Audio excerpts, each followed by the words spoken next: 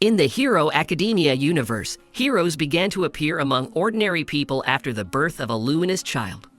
Over time, about 80% of the population began to have an unusual ability called a quirk. In children, it manifests itself at the age of 4 years. But our protagonist Izuku Midoriya, or Deku, was born an ordinary boy with no ability, which is why he was constantly bullied in kindergarten and at school. But he loved heroes very much, and constantly asked his mother to play him a video about the almighty Hero Number 1. The owners of a quirk use their powers to protect the population from villains or natural disasters. People who choose heroism as a profession are called professional heroes. There is a whole ranking of heroes based on popularity, effectiveness, and contributions to the hero society.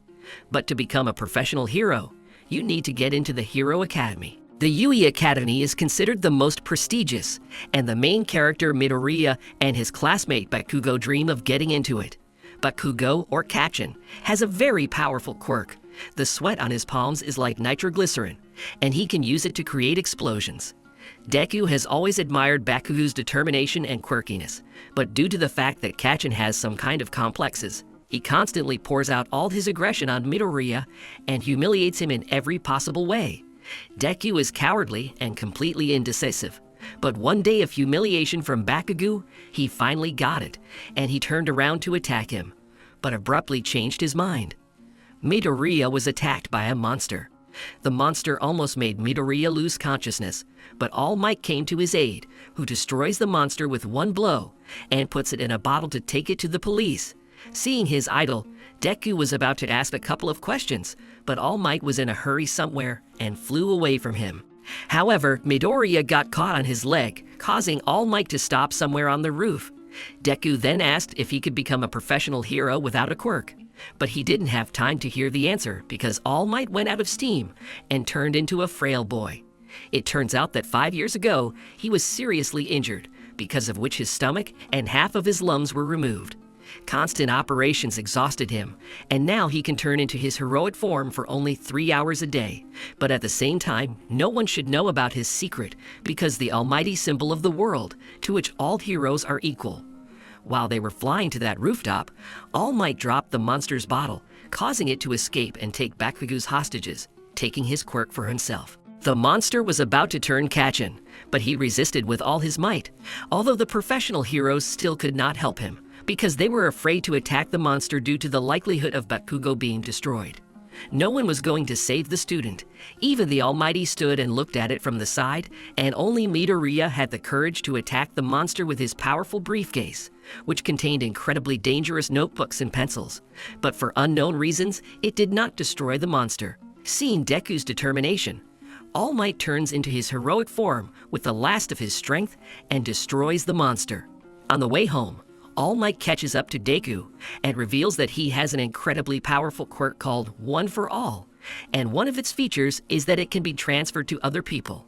All this time, All Might was looking for a worthy successor to whom he could entrust such a powerful quirk.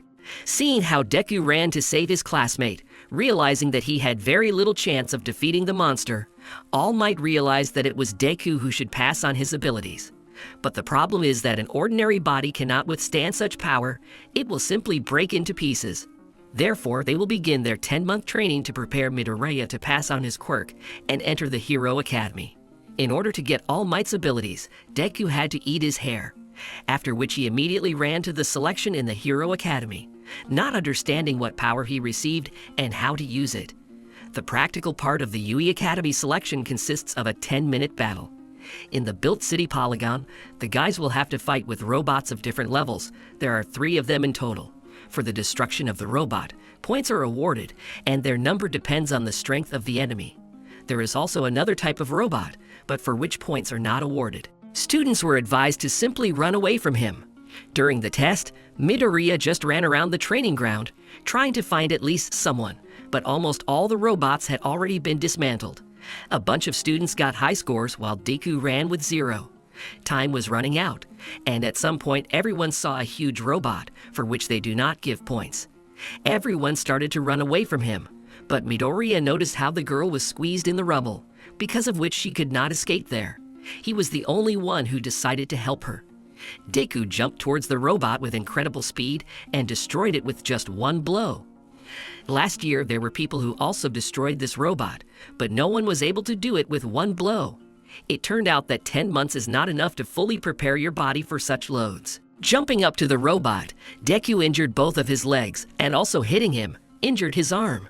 He began to fall to the ground, but he was protected from the blow by the girl he saved, whose name is Ochako Uraraka. Her quirk is the ability to make any object weightless. This ability helped Deku not fall onto the asphalt.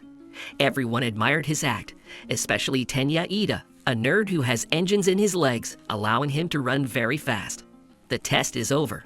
Deku scored 0 points, which meant he failed. Further written test, which he passed with excellent marks. But due to the fact that he scored 0 points for the practical part, the likelihood that he would be accepted was extremely small. But it turned out that the judges who judged the students gave extra points for saving a person during the test, thanks to which Deku scored enough points to enter the hero faculty. Midoriya entered the class with Bakugo, Idai, and Uraraka. They got here because they successfully passed the qualifying tests. But it turns out that this is not the only way to enter the academy. If you are strong enough or smart enough, then you can be taken on a recommendation. This is exactly what Momo Yoirozu did here, having a creation quirk that allows her to create all kinds of items like weapons. Also on the recommendation, Shoto Todoroki got here. His ability is to control 2 elements. The right hand can create ice, and the left one generates heat. Thanks to this combination, Shoto is one of the strongest students in the academy. They entered Class 1A, whose homeroom teacher will be Shota Aizawa, or Subtrigalova. His quirk allows him to erase any other quirk just by looking at any part of his target's body. But for this, he must constantly keep his eyes open. If he blinks or looks away from the target, the erase effect will instantly disappear. As a test of his students, he organized 8 tests for them. Points are awarded for each of them, depending on the place that the student took. The one who, according to the sum of points of all tests, will be in last place will be expelled from the academy. Since Midoriya hasn't yet mastered his quirk because he takes damage from using it, the likelihood of him being expelled skyrockets. As expected, in the first 5 tests, he was the last one, and in order to score at least some points, he must apply his quirk to throwing the ball. But the problem is that Aizawa's gaze erases his ability during the throw, due to the fact that it will hurt Deku's arm. And if a student cannot throw a ball without hurting his hand, then he is not worthy to study at the academy. So Midoriya had to cheat and throw the ball with his finger. So Trigalova praised him for his creativity and accepted the result. It turned out that despite the high scores in the 5th test, Midoriya still ended up last in terms of points. But it turns out that Aizawa lied about deductions in order for the students to give their best. All Might decided to become a teacher in order to oversee the progress of his heir Deku. He also organized trials, but this time to train teamwork. Before entering the academy, all students had to draw a costume that they would like to have in the future, and a company that cooperates with the school will be involved in their creation. These costumes will help students to control their abilities and to reveal them to the maximum. But since Deku didn't have any quirk yet at the time of filing, he simply drew a costume resembling All Might, and his mother sewed this costume for him. The essence of the test is that all students are randomly divided into teams of 2 people. Then 2 teams are selected to fight against each other. Some will be villains and others will be heroes. According to the scenario, the villains hid the bomb somewhere in their lair, and the heroes are required to figure out its location and either neutralize all the villains or steal a nuclear bomb in the allotted time. The villains, in turn, must protect the bomb or defuse the heroes. Deku got into the team to Uraraka, and they will fight against Ida and Bakugo. Team Deku got the role of heroes. During the battle, Bakugo made the most of his suit, which allows him to build up a code and then create a massive explosion like a small warhead. But due to the fact that they fought in a room where such powerful explosions are useless, Deku was able to dodge Bakugo's attacks. Since there was little time left before the end of the test, Midoriya decided to expose himself to Bakugo's attack, and with his blow, create a huge hole and shake the building so that Uraraka could use his weightlessness quirks and grab the bomb, while bypassing Ida, who, with the help of his engines and legs, would not let her do it. Deku's team won, but he himself ended up in a hospital with serious injuries, where he was treated by the academy nurse, who has the ability to heal, allowing her to speed up the regeneration of any person with her kiss. After the test, Deku was respected by many people, and even chose him as an old age. But he decided that it would be better to be the head of the class Oida, since he is very responsible for everything, because he wants to become the same professional hero as his older brother Ingenium. The students were going to have a lesson on saving people during natural disasters. For this, a separate training ground was created, to which students traveled by bus. 3 teachers had to control everything: Eraserhead, Almighty, and the 13th. This is also a professional hero. His quirk allows him to create the effect of sucking a black hole at the tip of any of his fingers. The suction is so powerful that not even light can escape it. When everyone arrived at the training ground, it turned out that All Might would miss this lesson due to the fact that on the way to the academy, he was heroic in his perfect form. And since he had limited time for this, he simply ran out of steam, so he was forced to restore his strength at the academy. In addition, after he passed on his one-for-all quirk to Deku, his strength waned, and the amount of time he could spend in his hero form decreased.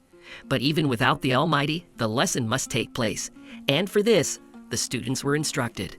But just as they were about to begin their practice, a portal appeared out of nowhere and monsters began to emerge from it, led by Tomura Shigaraki, who wanted All Might to know pain. Their organization is called the League of Villains, and the goal is to destroy the Almighty. That is, the symbol of the world. But since he did not come to class, they decided to call him. To do this, you need to start destroying students, and then he will come to their aid. Eraserhead began to fight the monsters alone, and the 13th was to ensure the evacuation of the students. But they were prevented from doing this by Kurojiri, who was able to create a fog that works like a teleport, from which all these monsters just crawled out. Since dealing with all the students at once is quite a difficult task, Kurojiri teleports the students to different places where monsters are already waiting for them, but which the students were able to handle. Shigaraki was aware of Eraserhead's abilities, his weakness being that his eyes must remain open at all times. You can tell by his hair if he's using his quirk. When Eraserhead erases an ability, his hair will rise up. Using this knowledge, Shigaraki severely injured Eraserhead, injuring his elbow. Then Nomu started attacking him. Nomu is a genetically engineered monster that can be controlled by its owners. Since their goal is to destroy All Might, they developed a plan, because it was not for nothing that they decided to attack him during the students' studies. Their trump card is Nomu, who has several quirks, one of which is absorption. Thanks to her, he can absorb the blows of Deku and All Might. Also, someone told them that the All Might has become much weaker than before, but we still don't know who it is. 13th, who fought Kurojiri, was also seriously injured, so it was decided to send Ida to the academy to retrieve the heroes. With the help of teamwork, they managed to pass Kurojiri and sent the headman for help. This news greatly alarmed Shigaraki due to the fact that they did not plan to fight with professional heroes, so they decided to run away. But before that, they wanted to destroy a couple of students. Shigaraki attacked one of the students and almost destroyed her, but with her last breath, she was saved by the Eraserhead.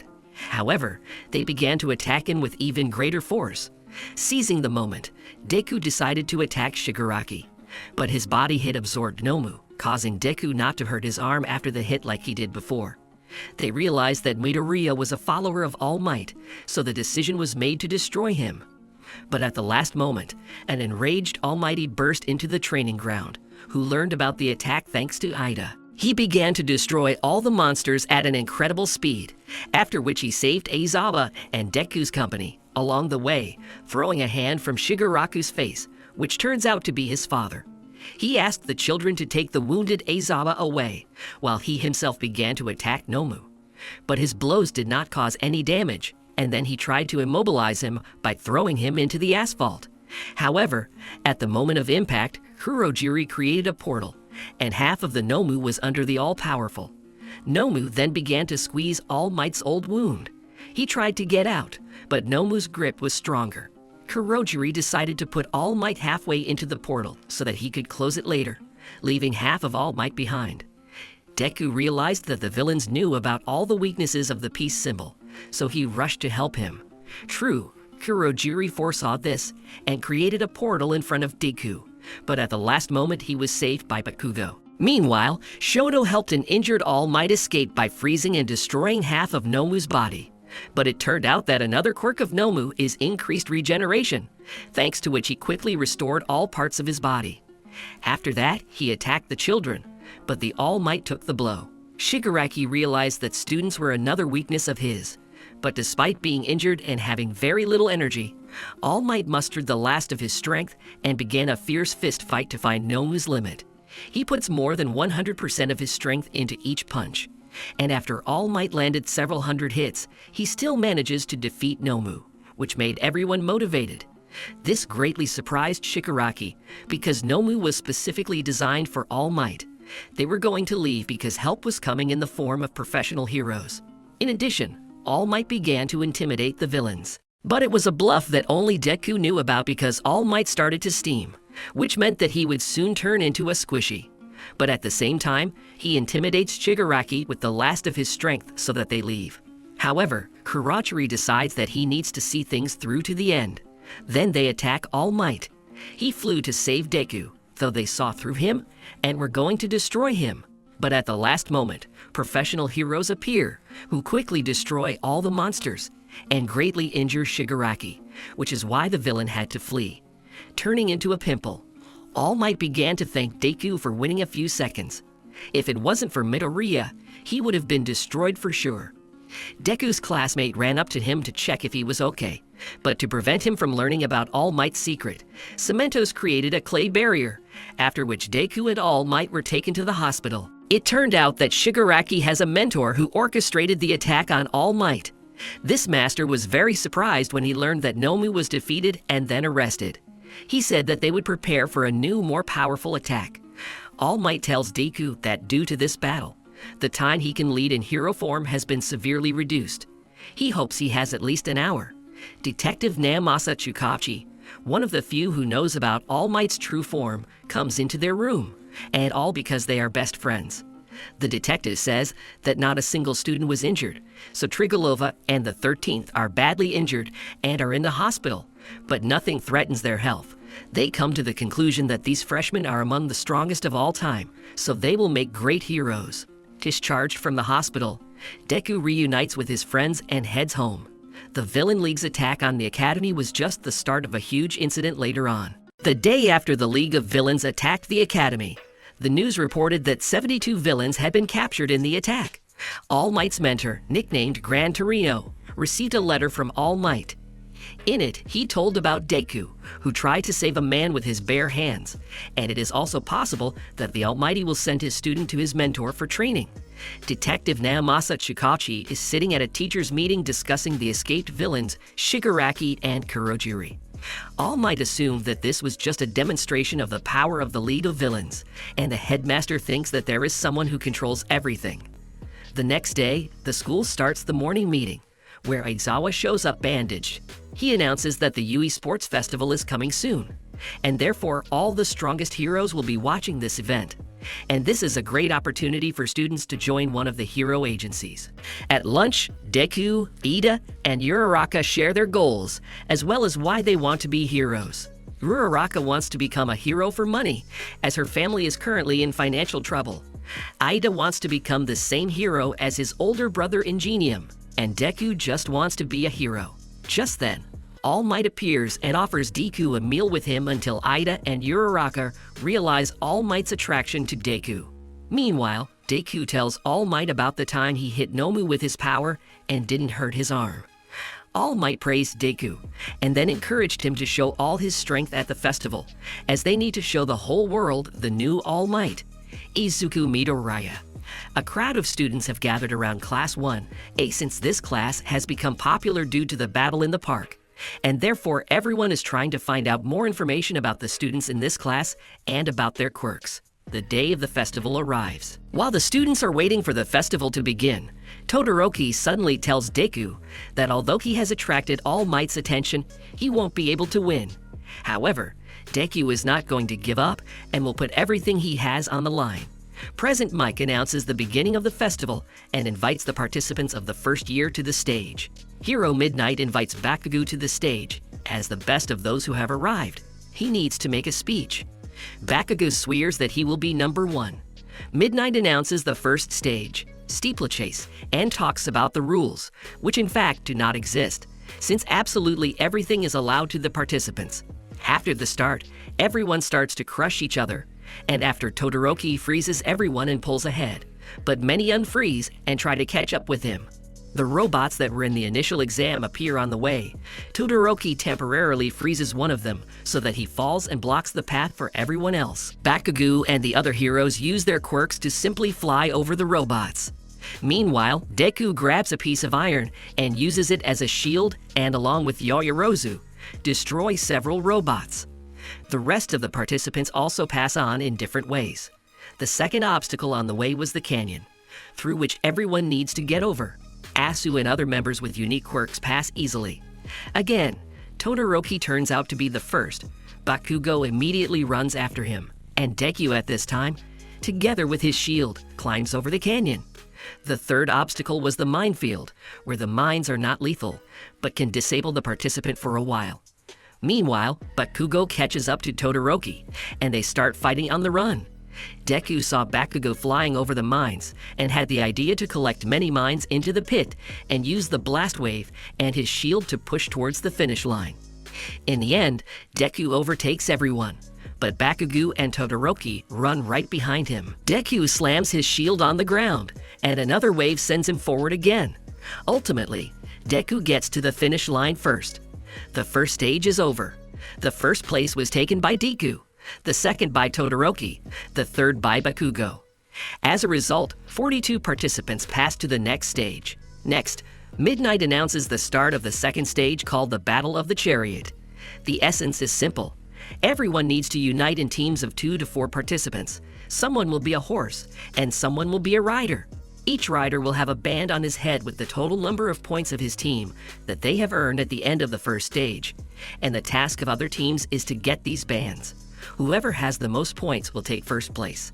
As a result of the first stage, Deku received 10 million points, and whoever takes possession of the armband of the Deku team, that team will win. Everyone is given 15 minutes to create a team.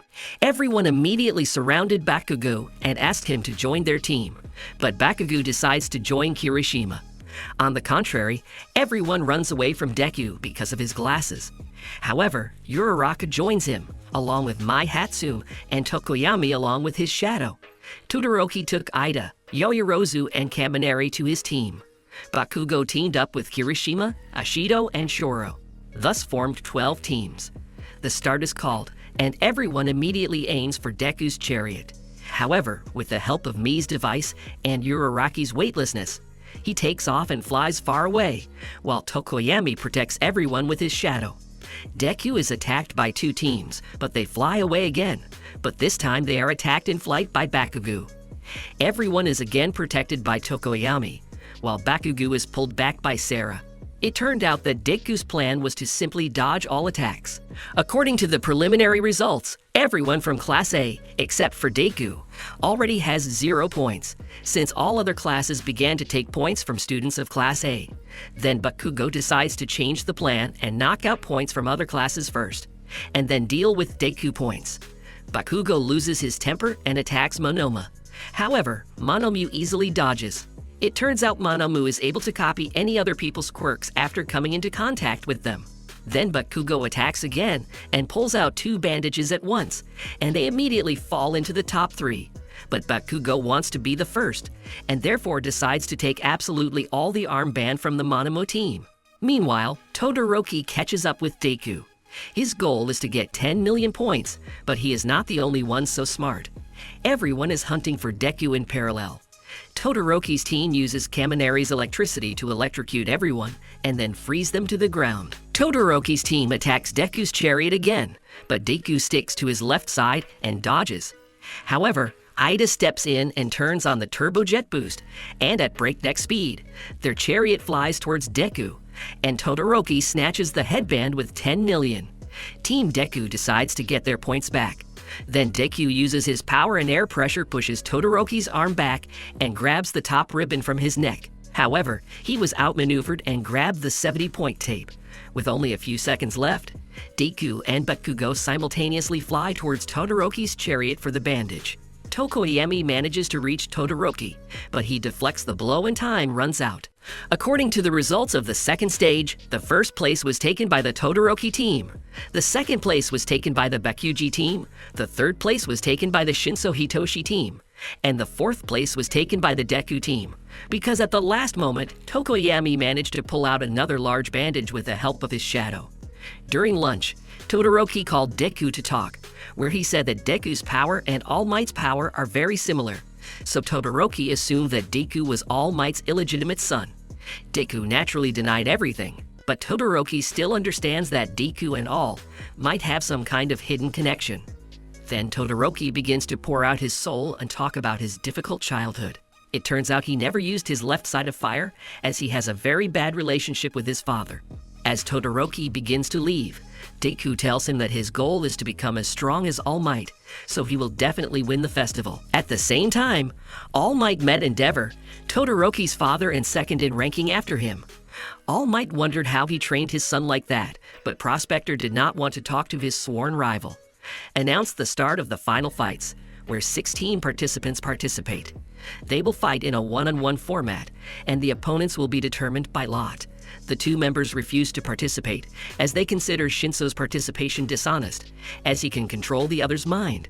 Midnight accepts their refusal, and now the places of the eliminated will be taken by the members of the Tetsu team. Rivals are defined, then Cementos creates an arena. The first fight will be Deku vs Shinso. According to the rules of the final, in order to win, you need to throw the opponent out of the arena or knock him out. The referee will be Cementos. The fight started, and Shinso immediately starts insulting him, causing Deku to get angry and respond to him. But Shinso was waiting for this to take control of Deku's body. He then orders Deku out of the arena. Everyone is shocked and does not understand what is happening. A conscious Deku tries to stop his body, but he fails to do so. Then he remembered the words of Ojiro, where he said that he was pulled out of hypnosis by a blow. Suddenly, in the darkness, Deku sees faces with burning eyes, and he manages to move his fingers. He uses force and is released from control. Deku didn't understand what had happened, but he didn't move his fingers. Shinso tries to hurt Deku in order to take control of him again. However, Deku attacks Shinso and slams him into the ground. Deku wins. Granny heals Deku's fingers, and Deku tells All Might that he saw faces with glowing eyes, and that helped him break Shinso's control. Deku thinks they are the souls of those who may have had the power of One for All. All Might has never experienced this, but thinks it may have come from self-control. Meanwhile, Todoroki met his father by chance. The prospector again began to insist that his son use his fiery side. But Todoroki called his father a scumbag, and he will only use his mother's strength to win. The second fight between Todoroki and Sarah begins. Sarah grabs Todoroki with his ribbons. However, out of anger after talking with his father, Todoroki uses a powerful technique and freezes Sura, and with it the floor of the stadium. The next fight will be between B-classed Shiozaki and Kaminari. Kaminari starts attacking with a bolt of lightning, but Shiozaki grabs him with his greens, thus winning. Then the fourth fight between Ida and Mei begins, where Ida chases Mei for a long time, who arranged a duel in a show presentation of her gadgets. She then walked out of the arena herself, and in the end, Ida won. Fifth duel between Aoyama and Ashido. Aoyama launches a laser attack, but Ashido dodges and throws acid at him, then knocks him out with one punch. Sixth fight between Takoyami and Yoyorozu. Takoyami easily pushes Yoyorozu out of the arena and wins. The seventh fight will be between Tetsu Steel and Kirishima. These are two powerful fighters with similar quirks. They both attack each other and fall at the same time. Ultimately, a draw is declared, but when they come to their senses, the winner will be determined. In the eighth battle, Uraraka and Bakugo will meet. Bakugo offers her to surrender before the fight starts, but Uraraka is serious. Bakugo starts attacking Uraraka non-stop. She dodges and in parallel collects fragments above the arena. After accumulating the shards, she throws them at Bakugo, but Bakugo destroys her entire plan with one blow. Uraraka's powers reached their limit, so Bakugo won. Deku accidentally runs into Endeavor in the hallway, who praises Deku for his excellent fight, adding that he can even defeat All Might. Deku was about to leave, but the prospector said that he was waiting for the moment when his son would surpass the all-powerful. But for now, Deku needed to try to show a worthy fight against his strongest son. All participants have regained strength, which means that Deku and Todoroki will fight in the quarterfinals. After the announcement of the start, Todoroki immediately attacks with ice, but Deku destroys his block with his finger, which causes serious damage to several fingers. Deku thus tries to understand Todoroki's weaknesses. Deku notices that Todoroki is shaking from the cold, which means he should use the fire side. This angers Todoroki, and he attacks Deku, but Deku knocks him back with his broken arm. Deku encourages Todoroki to use his fire side as he doesn't use his power to 100% due to his grudge. Todoroki remembered an incident from the past when his mother poured boiling water on him, for which his father sent her to a psychiatric hospital. Then he realized that Deku had been trying to help him all this time. Todoroki attacks Deku, but Deku jumps towards him. The judges try to stop this fight, but Deku destroys the arena by force, which is why he flew out of the arena and Todoroki won. After the fight, Todoroki is approached by his father and invites him to his agency, but Todoroki has not yet forgiven his father, so he refused. Ida's fight against Shiozaki begins, where Ida simply pushes his opponent out of the arena and wins. Meanwhile, Grandma performed the operation and partially restored Deku's bones. However, due to numerous injuries, he was left with a scar on his right arm. Grandma tells Deku that he needs to change his way of training. Then Deku suggests to All Might that he choose another successor for himself. But All Might believes in Deku, so he tries to motivate him. Ingenium on a mission met Chizome Akaguro, who destroys the heroes, and he also smashes Ingenium to pieces. Bakugo and Kirishima's next fight. Bakugo realized that Kirishima's weakness was the long use of his quirk, causing Bakugo to enter the semi-finals. In the semi-finals, Todoroki and Ida meet, where Ida turns on full power and tries to push Todoroki out in 10 seconds. But he fails and Todoroki goes to the final. Second semi-final fight between Bakugo and Tokoyami. Bakugo uses a flash grenade and defeats Tokoyami. The final fight will be between Bakugo and Todoroki. Todoroki attacks first and freezes Bakugo and half of the arena. However, Bakugo managed to get out and starts a counterattack. He throws Todoroki out of the arena, but Todoroki manages to stop himself with ice. Bakugo calls on Todoroki to use his fire side, and then attacks with a powerful blow, thereby destroying the floor of the arena and knocking Todoroki back a couple of tens of meters. Bakugo grabs Todoroki and insults him for not using his full power. Midnight comforts Bakugo. In the end, Bakugo was the winner. The award ceremony begins, where Bakugo won first place. However, he was tied up so that he would not blow up the arena. Second place went to Todoroki, and third place went to Tokoyami and Ida. The All Might appears and distributes rewards to the winners. In class, Aizawa announces a special class hour where all students have to choose hero names. But before that, it shows the number of hero agency invitations sent to the students. Todoroki received over 4,000 invitations and Deku 0, as not everyone is ready to work with Bakugo's exuberant nature. Everyone chose a name for themselves. Then Aizawa talks about the future internship. He distributed forms to everyone and gave the students 2 days to choose. Meanwhile, Cementos is processing the incoming invitations for students along with the Almighty. They found one invitation for Deku. All Might was surprised that he was invited to the Gran Torino Academy. After All Might comes to Deku and tells him about the invitation from his former teacher of the Gran Torino school, who worked at the school for about a year, and he was All Might's homeroom teacher. He knows about the power of one for all, and therefore chose Deku. The news was about the attack on Ida's brother. It was a mat that destroys heroes. He had already destroyed 17 heroes and maimed 23, so Ida chose for himself an internship at the Hosu Agency, where his brother worked. Aizawa distributes hero costumes to everyone and sends them for internships. Deku arrives at the Gran Torino Agency, where he finds the teacher lying on the floor in a red puddle. It turned out that he just dropped a sausage with ketchup and fell into it. Gran Torino started jumping around the room very quickly, telling Deku to show his strength. Deku puts on his new, upgraded suit. The old man then asks Deku to attack him with one for all power. The old man begins to quickly attack Deku, who tries to figure out the old man's movements. But Gran Torino grabs him by the face and drops him to the ground, and then he leaves for food, while forcing Deku to clean everything up. Meanwhile, Stain was found by Kurogiri and Shigaraki, who invited him to join the League of Villains and deal with the heroes and their students. However, Stain rudely refused. He immobilized the villains with his quirk and asked to be taken back to the Hosu area.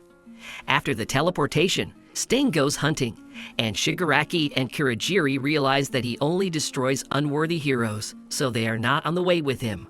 Then they teleport 3 Nomu to destroy the city. Meanwhile, the heroes began training at various academies. The next day, Deku was assisted in his training by a microwave oven, which gave him an epiphany called One for All Full Power Coverage. Torino offers to practice right away. The Deku has 3 minutes to hit the old man. In the end, Deku took all the blows, but the old man praised him for making so much progress in just 1 day. Shukachi comes to All Might's school and tells that Nomu is connected with the instigator, and they also identified Nomu's identity. This is a former criminal. Based on the examination, the genes of 4 people are mixed in Nomu, and he has 4 quirks at once. Shukachi suggested that there is someone who can also transfer his power. Meanwhile, Deku is sent to fight evil. They will also pass near Hosu, where Ida and the hero Manuel are patrolling. The hero realizes that Ida wants to avenge his brother, so he decides to warn him and remind him of the law, which states that heroes cannot use their quirks for personal revenge. Ida pretended to understand, but he was still going to implement what he had planned. Meanwhile, Deku and an old man pass by Hosu, where their train is suddenly attacked by Nomu. Gran Torino grabs Noma and flies with him away from the train full of people. Deku follows them. Ida and Manuel also saw the explosions, so they moved to the spot. However, on the way, Ida turned into an alley where he found Stain. Ida immediately decided to avenge his brother, but Stain, learning this, decides to destroy Ida. Stain easily lays Ida on the floor and immobilizes him, and is about to finish off Ida.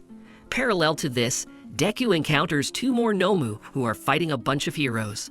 However, when he heard that the manual was looking for Ida, Deku realized that Ida had gone for revenge, so he went after him. In the alley, he found Ida and Stain. Then he turns on the full cover and throws the villain away from Ida. Stain asks Deku to leave or he will destroy them both. Deku, on the other hand, skillfully sends SMS to all nearby heroes about his location, and then attacks him with a powerful blow. However, the villain manages to injure Deku and paralyzes him. Todoroki suddenly appears and fires Stain away. They start to fight. The villain hurt his face and tried to paralyze him, but Todoroki defended himself with fire. However, after the battle, he received damage to his arm. Stain attacks again, but Deku appears and knocks the villain back. It turned out that due to Deku's first blood type, the villain's paralysis had almost no effect on him, which is why he was able to move. Deku and Todoroki take turns attacking Stain, but Deku gets paralyzed again. Afterwards, Stain aims at Todoroki and almost catches him, but Ida saves Todoroki from being hit with a reverse boost. By teamwork, they knock out Stain. Meanwhile, the prospector fights against the Nomu, with whom Gran Torino fought, but it turns out that the old man himself is not amiss. He divides the Nomu and drops it to the ground. Gran Torino is sent to the coordinates in the alley, and the prospector himself joins the battle against the remaining 2 Nomu. The prospector asks everyone to go to the lane where the guys have already tied up the villain. They are greeted by Gran Torino, who is glad that Deku is okay. Ida apologizes for this incident. A flying Nomu suddenly appears and grabs Deku. At this moment, the villain is released and destroys Nomu, saying that he did this for the benefit of the future high society. However, after that, he is going to destroy everyone, but because of his broken ribs, he simply passes out. Gran Torino, the manual, and the head of the police Hosu, Kenji Tsuragame, came to the hospital to the heroes. He thanks the guys for this excellent work done. Gran Torino calls All Might about a captured villain who is sick of the perfect world ideology, and Torino believes that he is connected to a league of villains, and perhaps this will attract a new wave of villains with a similar ideology. He also reports that All for One is back in the game. Gran Torino asks All Might to tell Deku the whole truth about what happened to his quirk and to himself. 2 days later, absolutely everyone knows about the villain who destroys the heroes. They even made a video about him with a full description of his biography. many are starting to join the hero killer movement. A large number of new villains, every day more and more willing to join the League of Villains. A few days later, Ida and Todoroki are released from the hospital. Ida goes home, and Todoroki decides to go to endeavor to find out about the well-being of the hero who allegedly saved everyone from the hero killer. After everything that happened, All Might conducts the basic training of the heroes, where he teaches them the rescue sprint. An entire field has been set aside for this, and the purpose of the sprint is to save All Might, who will be in the center of the field. The one who saves All Might first wins.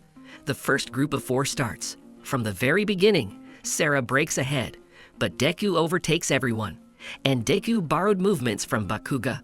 However, he slipped and Surut became the winner. All Might was surprised by Deku's results and invited him to his office. There, the Almighty told about the story about him and the emergence of the power one for all. Just as the quirks began to appear, a certain man appeared who was called All for One. He manipulated people professionally and wanted to take over all of Japan. His quirk allowed him to take the quirks of others, as well as transfer them to other people. He decided to choose the side of evil and became the leader of all the villains. Quirks he passed on to trusted people, but not all human bodies could withstand the transferred power. When the body could not withstand the power, the person became a weak-willed doll. Thus the Nomu appeared. Also, the villain had a brother who was born without a quirk, but he had a strong spirit of justice. It hurt him to look at his older brother, and he resisted him. His brother gave him a quirk that accumulated power. It turned out that he had a hidden quirk to transfer power to others, and when these 2 quirks mixed, the power of One for All appeared. In order to live forever, All for One found a quirk of immortality for himself, and his younger brother decided to pass on his power to his successors. From that moment on, the path of strength, One for All, began. The younger brother hoped that someday enough power would accumulate to be able to stop his older brother. And it was the Almighty who managed to defeat the villain. However, All for One survived and founded a League of Villains. One day, Deku will have to face a great evil and defeat him. Deku announces that he is ready to save the world. Also, the Almighty wanted to tell about his fatal illness, but he could not do it. There is a week left before the final exam of the U School, where there will be a written and practical exam. Yoirozu volunteered to help everyone prepare for the written exam, so she invited everyone to her house for the weekend.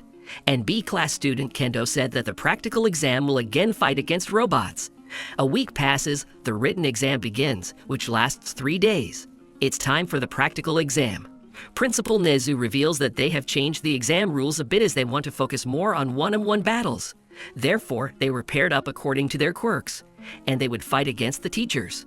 All students will have 30 minutes to handcuff the teacher to pass the exam, or run out the exit gate and take the exam. To equalize the strength, each teacher puts weights on their arms and legs, which make up half of their body weight. The first to fight Kirishima and Sato against teacher Cementos. The battle begins. Cementos immediately creates cement walls. Kirishima and Sato show their quirks and go ahead, but Cementos deliberately stalls for time, as he knows the limitation in using their quirk. They ended up failing the exam as they passed out. Asui and Tokoyami's second fight against ectoplasm. The students combine their quirks, but ectoplasm creates up to 30 clones and attacks with them. However, Asui and Tokoyami defend well. Ectoplasm then summons a giant clone that attacks and takes over their bodies.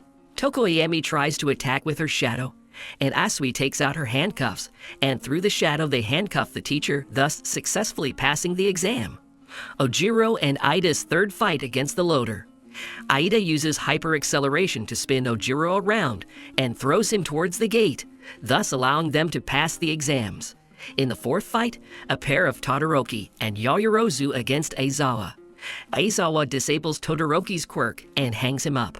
Yoirozu creates a flash grenade and saves Todoroki. He escapes and leaves a wall of ice behind him, while Yoirozu creates Aizawa ribbons from a nickel and titanium alloy, which causes the alloy to harden when heated. They set up a trap and threw ribbons at Aizawa with a catapult.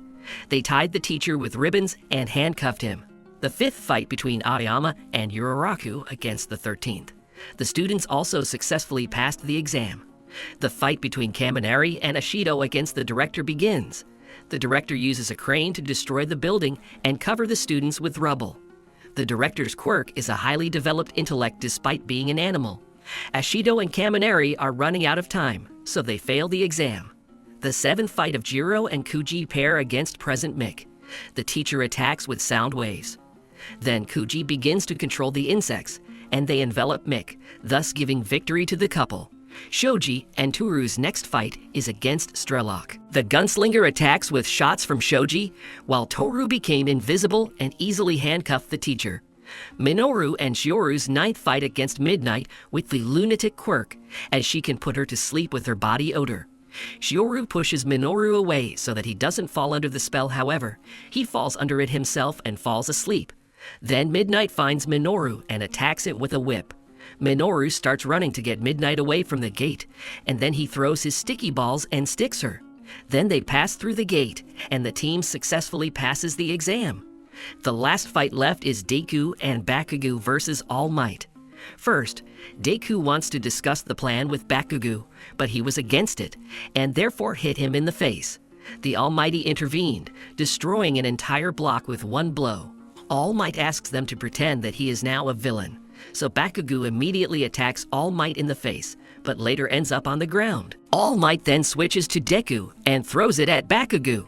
Bakugo angrily says that he will never accept help from Deku's trash, causing Deku to use his power to attack Bakugo and then grab him and run into an alley. There, Bakugo came up with a plan where he distracts All Might from one side with an explosion, while Deku attacks All Might from the other side and runs towards the gate. But things don't go according to plan as All Might breaks Bakugo's gauntlet and then Deku. He throws them at the building, but Bakugo attacks All Might and throws the deck towards the gate. However, All Might catches up to Deku and slams him into the ground. Bakugo then decides to attack with his strongest attack, but is immediately slammed into the ground. Deku uses his power to punch All Might in the face before taking Bakugo and running with him towards the gate. In the end, Deku and Bakugo passed the exam. Meanwhile, villains who want to join the League of Villains have come to Shigaraki's cafe. Shigaraki does not want to receive anyone, so he asks Kurogiri to destroy the guests. However, Kurogiri suggests listening to the speakers first. The first newcomer is Toga, a psychopathic schoolgirl who is already suspected of a number of crimes, and the second is named Dabi, who wants to play the role of a villain in their league. Hearing the third name, Stain, Shigaraki lost his temper and decided to destroy the newcomers. But Kurogiri intervened and redirected the blows, as they needed new villains. At school, Aizawa informs everyone that they are all going to camp together. The kids went to the store first. Shigeki finds Deku near the stalls. He needed to talk to him, so he forces Deku, otherwise he will destroy him with one finger. Shigaraki reveals that he also hates the hero killer, and they are clearly not allies. But Deku does not understand Shigaraki's motives, and even though Steen wants to create a perfect world, Deku condemns him. Shigaraki decided to use Stain's motives to carry out his plan. Meanwhile, Uraraki comes to Deku and finds him with Shigaraki. The villain, seeing Deku's girlfriend, decides to let him go, and warns in advance that if Deku goes after him, he will destroy many innocent people. Shigaraki leaves, but Deku follows up with the question of what everyone needs for one. Shigaraki replies that no one knows, but he knows for sure that next time he will destroy Deku.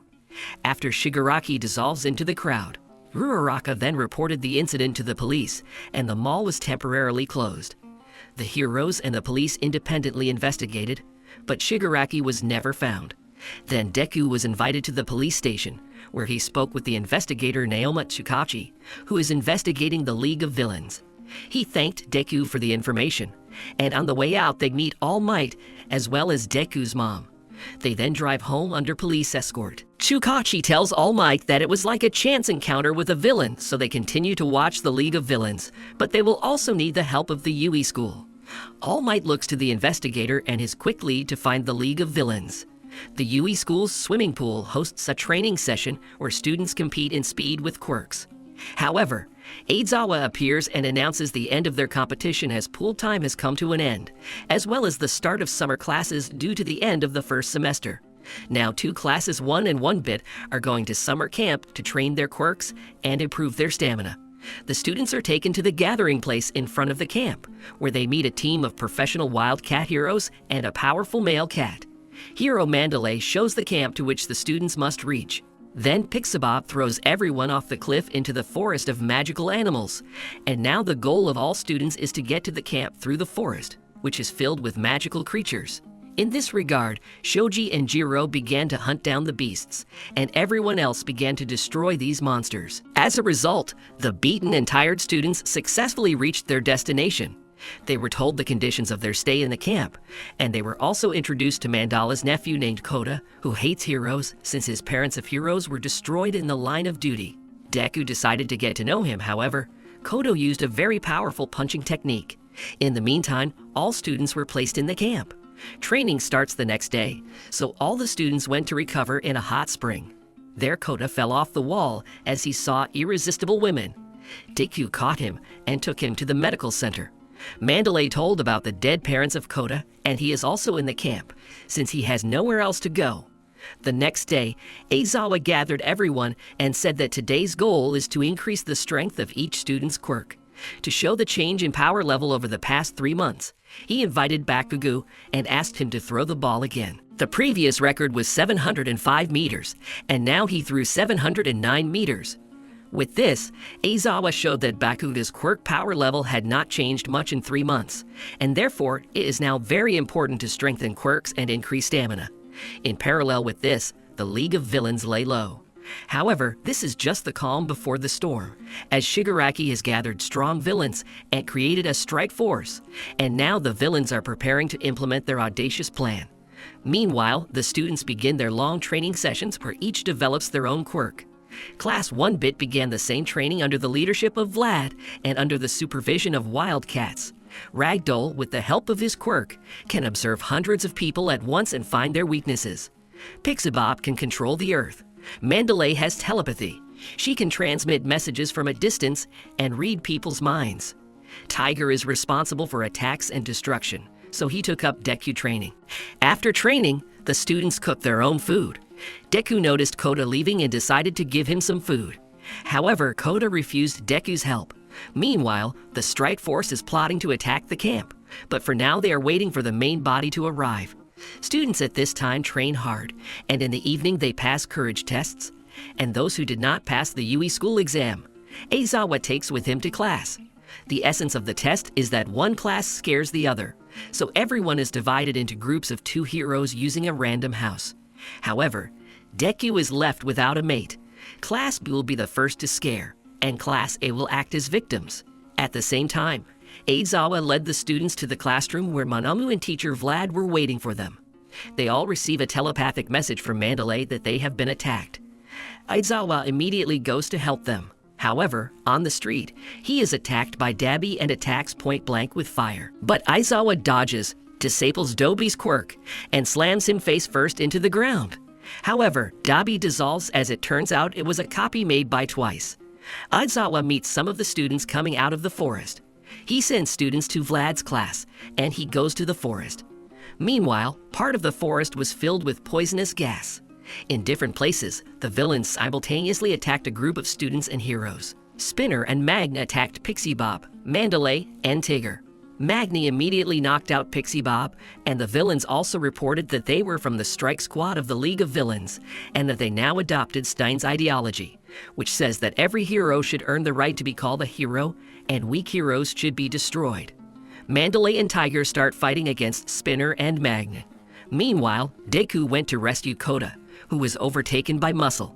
He nearly destroys the boy, but is saved at the last moment by Deku. When Muscle found out that Deku was in front of him, this is the one whom Shigaraki instructed to destroy in the first place. Muscle immediately attacks and knocks Deku back into the rock. However, Muscle let it slip and said that the target of the strike force was Bakugo. It turned out that Muscle destroyed Kouta's parents, for which Deku decides to attack him with a powerful attack. However, the villain withstands the blow. Then Muscle attacks again, but Deku manages to dodge. Deku has no choice, so he decides to fight Muscle and not back down. As a result, the Muscle pins Deku to the ground, but the villain is distracted by the cat. Seizing the moment, Deku uses his 1,000,000% strength and uses his technique to hit Muscle, slamming him up the mountain and defeating him. Deku takes the boy and heads towards the camp, as he urgently needs to inform the teachers and the cat squad that Bakugo is the target of the villains. On the way, Deku meets Aizawa, who reminds him of his lack of a heroic apprentice license. But since all available forces are now needed, he asked for a message from Mandalay, in which Aizawa issued all students permission to fight. Deku gets to Mandalay and relays Aizawa's message to her, and also tells her that Koda is safe.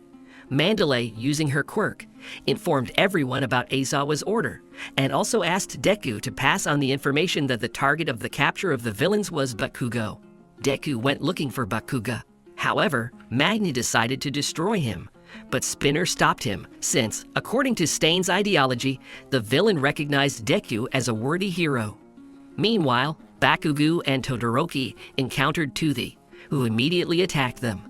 They started to fight the villain, but they fell into a trap as Bakugo's quirk can create a fire, and they can't escape because of the gas behind them. At the same time, Deku encounters Shoji and Tokoyami, whose shadow went out of control during the battle with the villain. It turned out that they were also attacked by Toothie and hurt Shoji's arm by a replicant. Seeing this, Tokoyami lost control of his quirk, and now Tokoyami asks the guys to leave and leave a shadow on him. However, after seeing Bakugo's explosions in the distance, Deku came up with a plan where they would run towards Bakugo and draw a shadow behind them. There he will create a glow, and the shadow will calm down. In the end, they successfully implemented the plan. However, Bakugo decided to wait until the shadow destroyed Toothie. After that, they, along with Todoroki, calmed the shadow. Deku reminded everyone that Bakugo was the villain's target, so he offered to take Bakugo to the camp. They set off, building a kind of shield in front of Bakugo.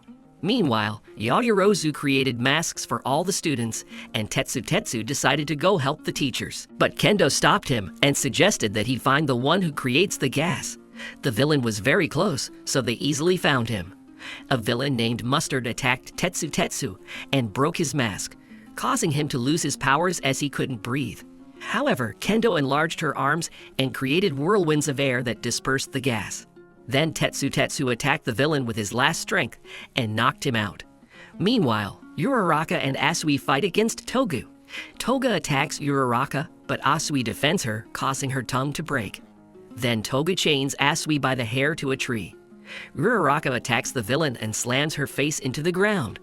Tobu says that they both smell the same since they are both in love with someone. She suddenly sticks her syringe into Uraraka's leg and draws blood from her. However, Deku and the rest of the guys show up, and Togu decides to retreat. It turns out that the villainess is also in love with Deku. Deku suggests they all go to camp together and escort Bakugo. However, it turned out that Bakugo and Tokoyami had disappeared, captured by Mr. Compress, who informed the strike team that they had secured the target, and the villains began to retreat. The guys went in pursuit of the Compress. Dabi and Twice also went to the rally point, and they also summoned Noma with them, thereby accidentally saving Yaoyorozu and a vase from trouble. In order not to miss Nomu, Yaoyorozu creates a tracking chip, and Awaze attaches it with his quirk to Nomu. Another clone of Debbie bursts into the class to the students, but Vlad slams him into the wall. The clone says that the entire hero system stands on only two pillars: the hero All Might and the pinnacle of Yui training. However, just a few incidents can destroy this system, and this crack will spread throughout the heroic world. Aizawa suddenly appeared and destroyed the clone. He leaves Koda, and he goes to help the others. At the training field, Tiger and Mandalay nearly defeated Magna and Spinner, but Kurojiri appeared and freed them. Meanwhile, the guys keep chasing Compress. Deku came up with a plan where Uraraka makes everyone weightless and Asui launches them straight towards the villain. They end up slamming Compress into the ground right at the Strike Force's rally point. Several villains have already arrived there, who immediately begin to attack the heroes. Dabi scatters everyone with her fire, and Toga attacks her new love Deku, whom she wanted to destroy. However, Shoji stopped her. Todoroki took over twice, while Shoji was able to take possession of the orbs with Bakugo and Tokoyami. It turned out that they were not real balls. Kurojiri appeared, and the villains began to enter his portal. At the last moment, Aoyama shoots a laser at Compress's mask from the bushes, and he drops the balls. Shoji manages to grab one of the balls, and the second ball grabs Dabi. As a result, Tokoyami was saved, and Bakugo was taken away by the villains. The police and firefighters arrived at the scene, who reported that 3 villains had been captured: Muscle, Mustard Gas, and now a toothless villain. After the incident, Deku was taken to the hospital. The next day, hundreds of journalists arrived at the UE school, while the school was holding a meeting of teachers, where there was a debriefing. The teachers decided to direct all their efforts to protect the students. All Might received a call from Shukachi, saying that they had interrogated Azaba and Vlad, and possibly found Bakugo's location. When Lieutenant Sansa was gathering information, he found out that a scared man was in one of the buildings. They immediately contacted the owner of the house, and it turned out that there is a bar there. Shukachi then asks All Might to join them. The Almighty agrees. Meanwhile, Deku is recovering in the hospital. His classmates came to support him. There, Kirishima offered to go and save Bakugo, as on the way to Deku's chamber, they, along with Todoroki, accidentally heard the words of Yaoyorozu, who, with the help of Avas, attached a tracking chip to Nomu, and thereby tracks his location. They asked Yaoyorozu to make another instrument especially for them. But Ida remembered that he had promised not to get involved in things without permission, so he suggested to just trust All Might and not make any rash moves. This decision was supported by the majority of students. Deku was sent for an examination, where his grandmother cured his hands. However, due to the large number of injuries, the hands did not fully recover. Then the doctor said that if Deku continued to receive such injuries, then his hands would become paralyzed. The doctor also delivered a letter from Kauta, in which he thanked Deku for saving him. Deku received a call from his mother, who asked him to think about leaving U School. However, Deku owes everything to All Might, and since he made him a hero, he cannot let him down. When Deku leaves the hospital with Yaoyorozu, the guys start saving Bakugo. They drive to the Kamina area in Yokohama City. Meanwhile, Shukachi enlisted several heroes in the operation. They started discussing the plan to take over the headquarters of the League of Villains. At this time, the news reported that one of the students of the school had been kidnapped. Shigaraki is very pleased with everything that is happening, and he also suggested that Bakugo join the League of Villains. But Bakugo, even at the cost of his life, would never become a villain, so he refused. Meanwhile, the guys arrived at the place and put on disguises. Walking down the street, they saw a press conference at UE School, where the headmaster and some teachers apologized to all the affected students. Then the journalists bombarded them with tricky questions, and ordinary residents began to condemn the actions of the school and teachers. Shigaraki, having seen this press conference, was glad that society is not happy with the heroes, as they do not cope with their duties, and people do not want to forgive the mistakes made by the heroes. The villains call the heroes two-faced people who live for money and fame. And people for what? But they always criticize instead of support. Then Shigaraki began to put pressure on Bakuji's passion for victories, and then completely asks to release him. However, Bakugo takes off and attacks Shigaraki. Bakugo said his goal is to become a famous hero like All Might. Meanwhile, Shukachi and the heroes had already discussed the plan. It turned out that the director and teachers used the press conference to divert the attention of the villains, so the attack of the heroes will be as unexpected as possible. All Might and several other heroes break into Shigaraki's bar and attack the villains. Shigaraki is shocked by what is happening, and therefore asks Kurogiri to move all the Nomu to the bar. However, the impaler covers Kurogiri's mouth. Meanwhile, the guys got to the hangar, where they found a lot of Nomu. However, another part of the heroes broke into the hangar and captured all the Nomu. At the Gran Torino bar, he asks where their all-for-one boss is. Suddenly, many portals appear from which the Nomu begins to emerge. Bakugo and the villains are sucked into these portals, and the heroes have once again missed the League of Villains. It turned out that after the heroes took over the barn, the all-for-one boss appeared, which easily attacked the heroes. Prospector and All Might begin to fight Nomu. The Almighty decides to go to the hangar to help the heroes. Meanwhile, All for One destroys Best Jeans, as his quirk doesn't suit him due to the difficulty in controlling it. And Deku and the guys are shocked with fear and can't even move. Shigaraki and other villains emerge from the teleporters along with Bakugo. All for One tells him not to be upset about the defeat, because for this he saved all his villains, as well as Bakugo. At that moment, All Might appears and attacks the boss. But All for One uses 4 quirk at the same time and counterattacks All Might. The boss takes control of Kurogiri and opens a portal for the villains to enter the portal and also take Bakugo with them. All Might attacks the boss again and at the same time tries to save Bakugo, but the boss doesn't let him do it. Deku tries to figure out how to save Bakugo. He figured out how to do it, but without engaging in battle. Deku and Ida then push off the wall so they can fly up thanks to the ice springboard. They successfully take off, and Bakugo flies up to the guys and grabs Kirishima's hand, thus saving Bakugo. Meanwhile, the boss takes over Magn's body and drags all the villains into the portal. All Might gathers his spirit and slams the boss into the ground. After that, All Might partially loses his heroic form. All Might has flashbacks from his youth where he tells his teacher Nana Shimura that he wants to become a symbol of peace. All for One starts insulting All Might's teacher. Then All Might hits the boss with all his might, but flies off in response to the boss's blow for a couple of 100 meters, where Gran Torino picks him up in flight. It turns out their fight is broadcast around the world. All for One attacks All Might and he loses his hero form. Now the whole world sees the true form of the Almighty. The boss reveals that Shigaraki is the grandson of Nana Shimura. Then the helper concentrates his power in his right hand, saying that he will not lose. Other heroes also appear and take the wounded. All for One attacks All Might and destroys everything around. After the boss collects a whole combination of quirks and is going to destroy the All Might, they exchange powerful attacks. The hero remembered Gran Torino's instructions, so he concentrated his power on his left hand. But it was a trap, and after that he again concentrated power in his right hand and attacked the boss with a powerful blow.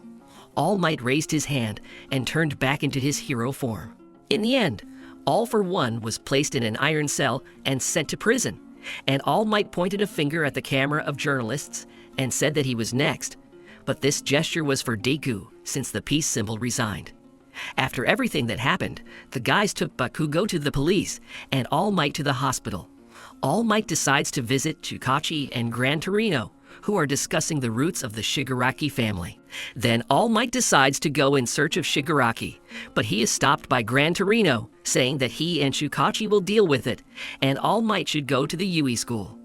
Meanwhile, Todoroki has returned home and finds his angry father, who is now the #1 hero. However, he is unhappy that he took this place in this way. Deku received a message from All Might, and they met on the beach. At the meeting, All Might hit Deku in the face because he disobeyed and therefore could go to another world. All Might revealed that his heroic time was up, and he can no longer maintain his heroic form, and he praised the deck for being able to save Bakugo without loss or injury. Since All Might has time, he will train the successor. Meanwhile, the principal decided it was time to launch his plan to protect the students. To do this, teachers need to talk with the parents of the students so that they give permission for the enhanced training of the heroes. In the end, all the students left their homes and went to Yui School's dormitory. Before moving into the Yui dormitory, Aizawa explained the rules and also showed them the new house. The task of the students is to arrange themselves in the rooms. After the settlement, they announced an imminent exam for obtaining a temporary heroic license, which is held twice a year. In this regard, teachers will ensure that students prepare and pass everything at least 2 super moves. The students put on their costumes and go to the gym, where Aizawa explains why super moves are so important, as well as what qualities the heroes are judged for. For the next 10 days, all students will train quirks twice as hard and learn super moves at the same time, and all hero costumes will be improved. All Might also came to observe Deku's progress and give out his tips on how to create super moves. All Might instructed Deku to come up with his own unique move, causing him to go into deep thought. He went to the engineering department, where they are improving suits. Ida and Uraraka also went there. When they met Deku, there was an explosion. This one was Hatsume, and thanks to Deku, he came up with a super move that uses the strength of his legs. 4 days later, his costume received stabilizers on his arms and legs, and all the students developed their super moves. The day of the exam has arrived. The goal of all students is to pass this exam and become semi-professional heroes with a temporary license. 1540 students arrived for the exam. So the goal of the first stage is to reduce the number of participants to whoever hit the third target last gets a point. The student who gets 2 points goes further. The first stage begins, and therefore a huge zone appears. Deku suggested that his classmates come together and act as a group, but Bakugo and Todoroki decide to perform solo. However, after the Yui festival was held, the quirks of all the students of the Yui school became known to other schools. When the start is announced, everyone starts attacking Yui school. However, the students use their quirks and fight off the balls. Then she pins him to the ground. Deku pushes her back with force. But at that moment, a student of the Ketsubu and the guys came up with a plan where Deku decided to become a bait so that Sero and Uraraka would tie up the opponents. As a result, they successfully passed to the next stage. Meanwhile, Todoroki encounters 10 colorful ninjas that he freezes. How is his clanmates? Then the ninja throw water and heavy objects at him, and Todoroki drove them into a trap and undermines the tank, thereby defeating the opponents. Todoroki advanced to the next stage. Meanwhile, Seiko has an IQ quirk that is activated by T and turns her into an evil genius. She, along with her team from CI Academy, spotted the Yui group. In turn, they also notice opponents in the building. However, Seiko plays loud music, stopping Jiro. In response, Jiro decides to attack with a sound, but her house is broken with a shot from the roof. The temperature in the room drops sharply, causing Azui to fall asleep. Seiku's goal is to make Yaoyorozu use her quirk to heat up and become weak. Yaoyorozu guessed that the enemy was waiting for this, but remembered Deku's words, so she creates 4 pairs of headphones, and then a giant speaker to attack Jiro with a low-frequency sound. Her plan worked, but Seiko grabbed Yaoyorozu at the last moment and locked herself in the room with her. However, the guys stopped Seiko, so they went to the next stage. Meanwhile, Bakugo, Kirishima, and Kaminari are attacked by a sophomore from Shiketsu's high school, Seiji Shishikura, who has a meat monster quirk. He immediately turns Kirishima into his flesh, and then the sophomore creates his meat monsters, but Bakugo destroys them with his explosions. Seiji then feeds his flesh under the bridge and turns Bakugo into a pile of flesh. But Bakugo manages to throw a Kaminari grenade, which blows up Bakugo and then fries Seiji with lightning, which weakens his control over the monsters. After regaining consciousness, Kirishima knocks out the villain, and then they switch to the already restored students. As a result, all 3 pass the next stage. According to the preliminary results, 11 U students have already passed to the next stage, and also no one from the U school has yet been dropped out. Meanwhile on the field, Ida and Aoyama decided to team up and help each other. However, Aoyama decides at the last moment to sacrifice himself in order for Ida to fulfill his dream and become a hero. He begins to draw attention with a laser, but suddenly a flock of pigeons appears, controlled by Kuji. Tokoyami also appears with his shadow, as well as Minoru, who sticks everyone with his balls, and Invisible Toru blinds everyone and starts attacking the target with balls, thanks to which they jointly passed the exam. All 100 participants have been selected, as well as all 20 students from UEI have passed to the next stage. The second stage begins, so the building on the battlefield begins to collapse, and now the goal of the students is to save the injured people, which are specially trained actors. In the second stage, each participant has 100 points. For the mistakes made, points are taken away from the participant, and points are added for each saved person. If the participant's points fall below 50, then he is eliminated. Each participant will be assigned an employee who monitors his actions. The start of the second stage was announced, and Deku, along with the guys, found a crying child. However, the boy said that everyone had minus points, since first they had to ask about the state of health. Then Deku took the boy and carried him to the collection point for the wounded, while everyone else went in search of other victims. Other groups are also gathering the wounded and preparing grounds for them. Suddenly, disguised bandits appeared with their leader, the hero killer whale. Now all students have 2 goals: to save the victims and also to protect them from the villains. The bandits began their attack, and the future heroes were faced with a choice: rescue or attack. While the Deku was thinking about what to do, Shindo decides to detain the criminals with his vibration waves, and he asks everyone else to take the victims away. However, Killer Whale approaches and knocks out Shindo. Therefore, Todoroki intervenes, who attacks Killer Whale with ice. Inasa Yorashi also came to his aid. He easily blew off the criminals, but Todoroki decides to attack with fire, and Yorashi attacks with a stream of air. because of which they interfere with each other with their quirks and start arguing. However, they are interrupted by the bandits' cement mixture. They start attacking at the same time, which causes the flames to blow towards Shindo, but Deku manages to save him. Killer Whale then attacks Yorashi with a sound wave and also grabs Todoroki. Meanwhile, Shindo comes to his senses and stops the pursuing criminals and asks Deku to destroy them. Todoroki and Yorashi realize that they had made a mistake, so Todoroki directs fire into Yorashi's airflow, because of which they jointly created a fire whirlwind and surrounded Killer Whale with it. At this time, Deku and other heroes begin to destroy the villains. However, Killer Whale puts out the fire whirlwind, but Deku appears and knocks out the hero. The end of the exam is announced, as the victims are saved. The judges calculated the points of the students, where as a result almost everyone passed except for Bakugo, Yorashi, and Todoroki. Everyone was given leaflets to familiarize themselves with the points on which they were awarded or deducted points.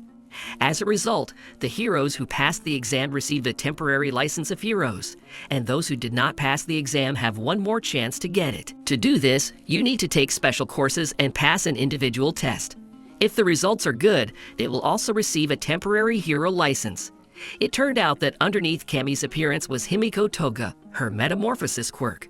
When she absorbs human blood, she can turn into him, and when she scratched his face in a battle with Deku, she received his blood. Meanwhile, the Almighty visited the Tartar prison, where All for One is being held. All Might came to find out Shikareki's location.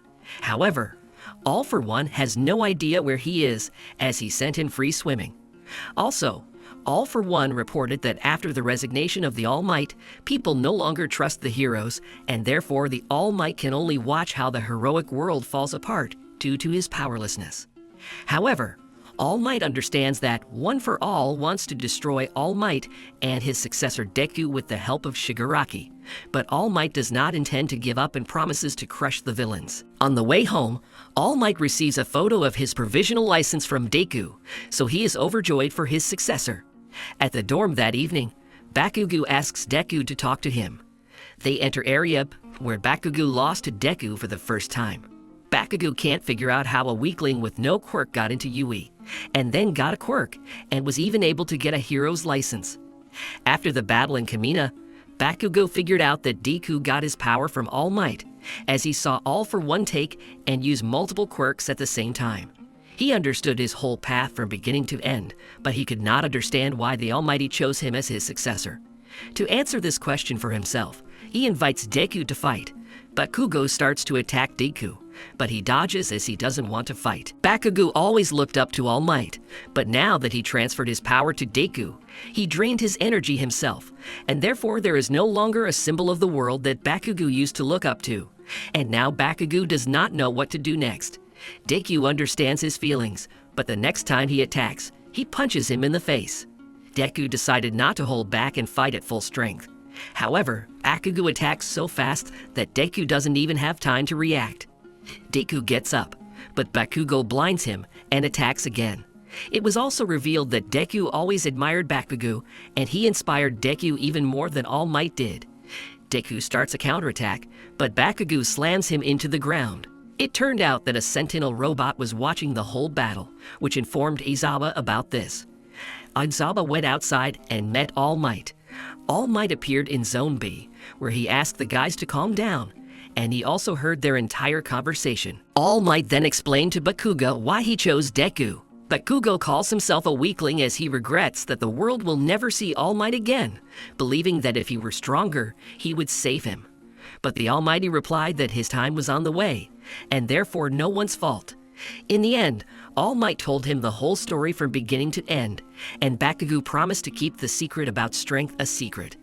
Bakugo and Deku are now rivals. Izawa also punished the students for breaking the rules. He gave Bakugo 4 days of house arrest and 3 days for Deku to clean up.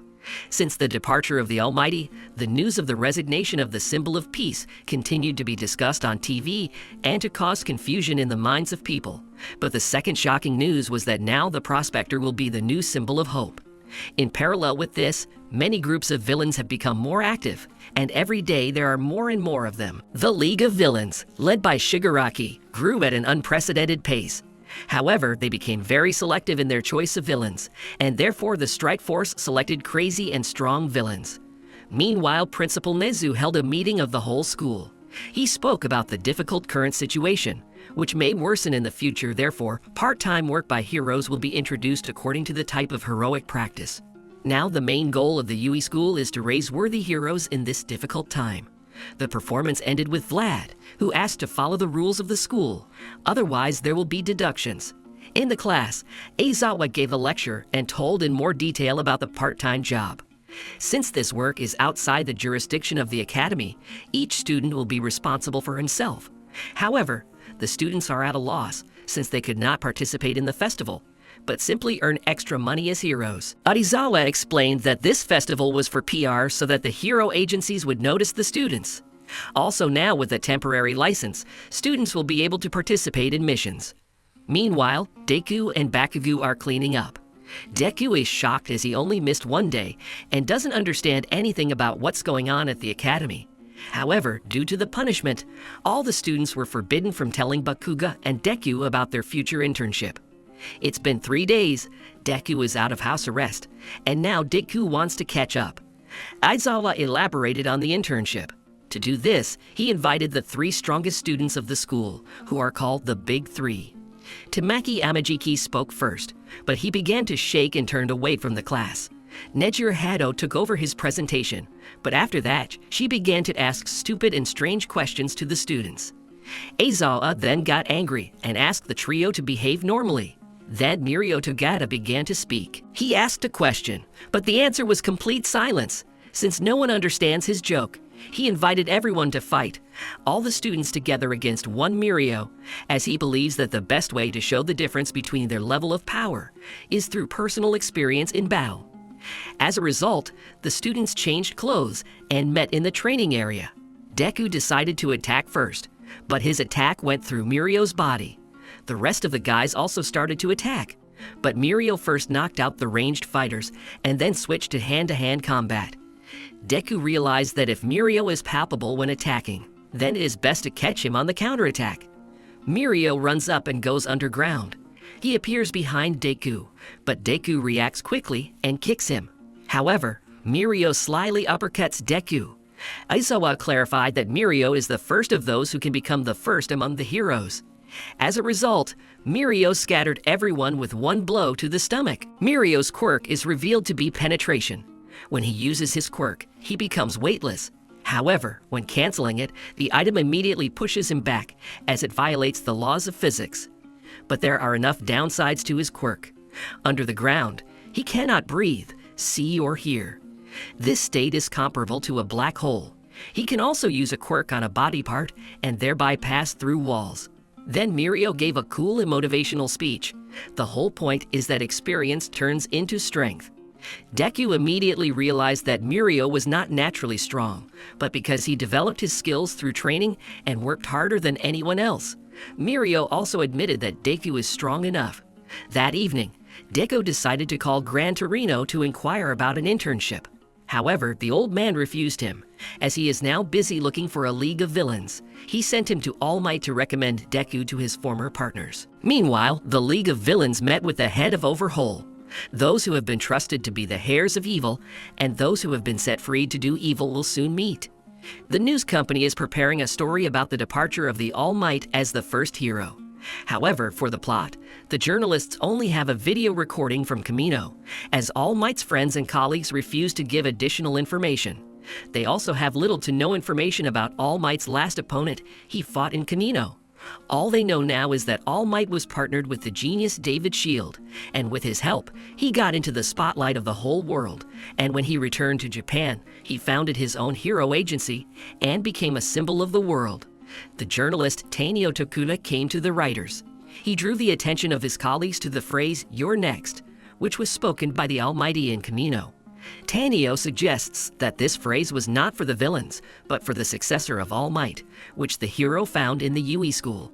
However, journalists do not yet know who exactly his successor is, but they have inaccurate assumptions. In this regard, the editor-in-chief sends Tanio to UE so that he, under the guise of writing articles about the hero class, finds a successor to All Might. based on which Aizawa warned the students that journalists would come to them. The next day, Tanio arrived in Yui. He got to know all the students and asked them to behave as usual without paying attention to the cameras. Tanio began his search by collecting information, and he was the first to study information about Aoyama. Thus, he looked through all the stories of students, and now he will calculate the successor by the method of elimination. To do this, he took into account the results of the sports festival, where he immediately excluded Bakugo and Todoroki from the list, and after looking at a few more guys, Tanio focused his attention on Deku, since his quirk is somewhat similar to All Might's quirk. He approached Deku and told him that he was an ardent fan of All Might, since 18 years ago, the hero saved his father from an explosion in an industrial area, and now Tanio is very sorry that All Might recently left his post. After that, he unexpectedly said that he guessed that Deku was All Might's successor, as he felt a connection between them, as well as their quirks are similar.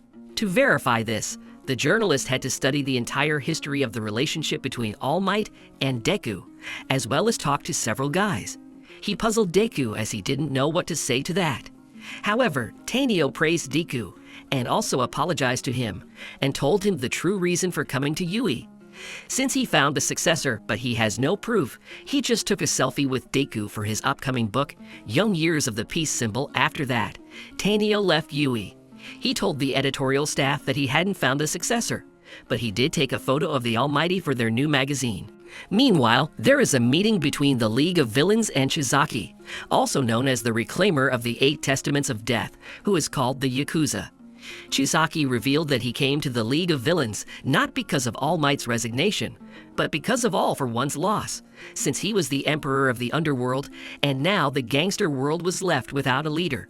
But Shigaraki immediately added that he would now be the new head of the gangster world. However, Shizaki had doubts, since Shigaraki does not have a clear plan of action and has already managed to lose several of his team's villains. In contrast, Shizaki has a clear plan that requires a lot of money to implement, but no one wants to allocate such a lot of money to them. Therefore, he wants to use the name of the League of Villains to implement his global plan in which he wants to crush the hero community. However, Shigaraki refused to help him, and Magni decided to destroy Shizaki for his insolence. But Shizaki immediately tore Magni apart with his quirk, as the Restorer with the help of his quirk can restore or destroy any substance. Compress then attacked the Restorer to imprison him with his quirk. However, Compress was hit by a red bullet and his quirk was disabled, causing Shizaki to injure his arm. Shigaraki, upon seeing the fight, also started attacking Shizaki, and one of the members of the Eight Precepts sacrificed his life to protect their leader. Shizaki offered to stop the massacre as he didn't want to lose the number of villains. Before leaving, Shizaki threw his business card for Shigaraki to think about the proposal, and then the Covenant disappeared. However, the League of Villains wants to avenge the loss of their fighters, so Shigaraki will do everything to make sure they pay for their excesses. Meanwhile, at school, Yui Aizawa announced to the students that they would now only train at reputable agencies, and there they would do part-time work as pro-heroes, as some of the teachers were against any internships. All the students were now wondering where they should go, and the Deku immediately went to call Gran Torino. The old man refused him, but he sent Deku to All Might to get through him to the agencies of his former partners. However, All Might also turned Deku down for 3 reasons. The first reason was that All Might was against student internships outside of school. Second, Deku needed more training. And third, All Might didn't want to talk to his former partner Naitai, since Naitai predicted the end of All Might's career with his quirk, and he was right. But Deku continued to persuade his mentor, as he needed to become stronger. However, All Might still refused to introduce him to Naitai, because for this he took Mirio, who is now undergoing an internship with Naitai and will be able to help Deku. At that moment, All Might remembered himself when he first got a job at the school, and Principal Nezu immediately suggested that he make Mirio his successor. If the hero had not met Deku then, Mirio would be the successor now. Meanwhile, Deku and Mirio approached Naitai's office, where Mirio warned Deku that Naitai is a very strict person. But if Deku tells good jokes, the eye will most likely be accepted into the agency. Entering the office, Deku immediately began to impersonate All Might, but Naitai did not appreciate this joke, as he thought that he was making fun of All Might. Seeing All Might's posters on the wall, Deku realized that Naitai was a big fan of his, so he explained the whole situation to him. However, Naitai did not recognize Deku as All Might's successor, as he thought Mirio should be the successor. Despite this, Naitai offered Deku a 1-month contract, but he would accept it if Deku himself stamped the contract. Deku tried to take the seal by all means, and also wanted to understand how Naitai's quirk works. However, time ran out, and instead of receiving the seal, Deku slammed himself into the wall. Naitai noticed that Deku, despite being in a difficult situation by jumping on the walls in every way, never once stepped on All Might's poster. Then the eye realized that the guy can think through his actions. It turned out that even before Deku arrived, Naitai had decided to hire him. In the end, he gave the seal to Deku, and they made a contract. Naitai does this for Mirio, as he doesn't recognize Deku as a hero, and he wants Deku to give up the one for all power in favor of Mirio in the future. In the dorm, the guys are discussing where they will go to train, and Deku is the only one who has been hired so far. Izuku also explained that it is difficult for all other students to find agencies now, as professionals do not really want to take children to work because it is a very big risk. The next day, Deku and Mirio set to work. They went into surveillance and patrolling, and Naitai went with Bubble Girl. Their goal is to find the 8 Testaments of Death group and their leader Chizaki with the trademark plague mask, as their gang has become more active lately, and they have recently crossed paths with the League of Villains. But since they have no evidence of their guilt, they cannot arrest them, and therefore they can only watch the bandits. During the patrol, the girl Eri, who ran out of the alley, crashed into Deku, and after her came the chapter of the 8 Precepts of Death, Chizaki the Restorer, with whom Naitai asked not to engage in battle in any case, so as not to destroy their entire plan. Chizaki said that this was his daughter and asked to let her go, but Mirio immediately recognized the ringleader and began to persuade Deku in every possible way to let the girl go and leave.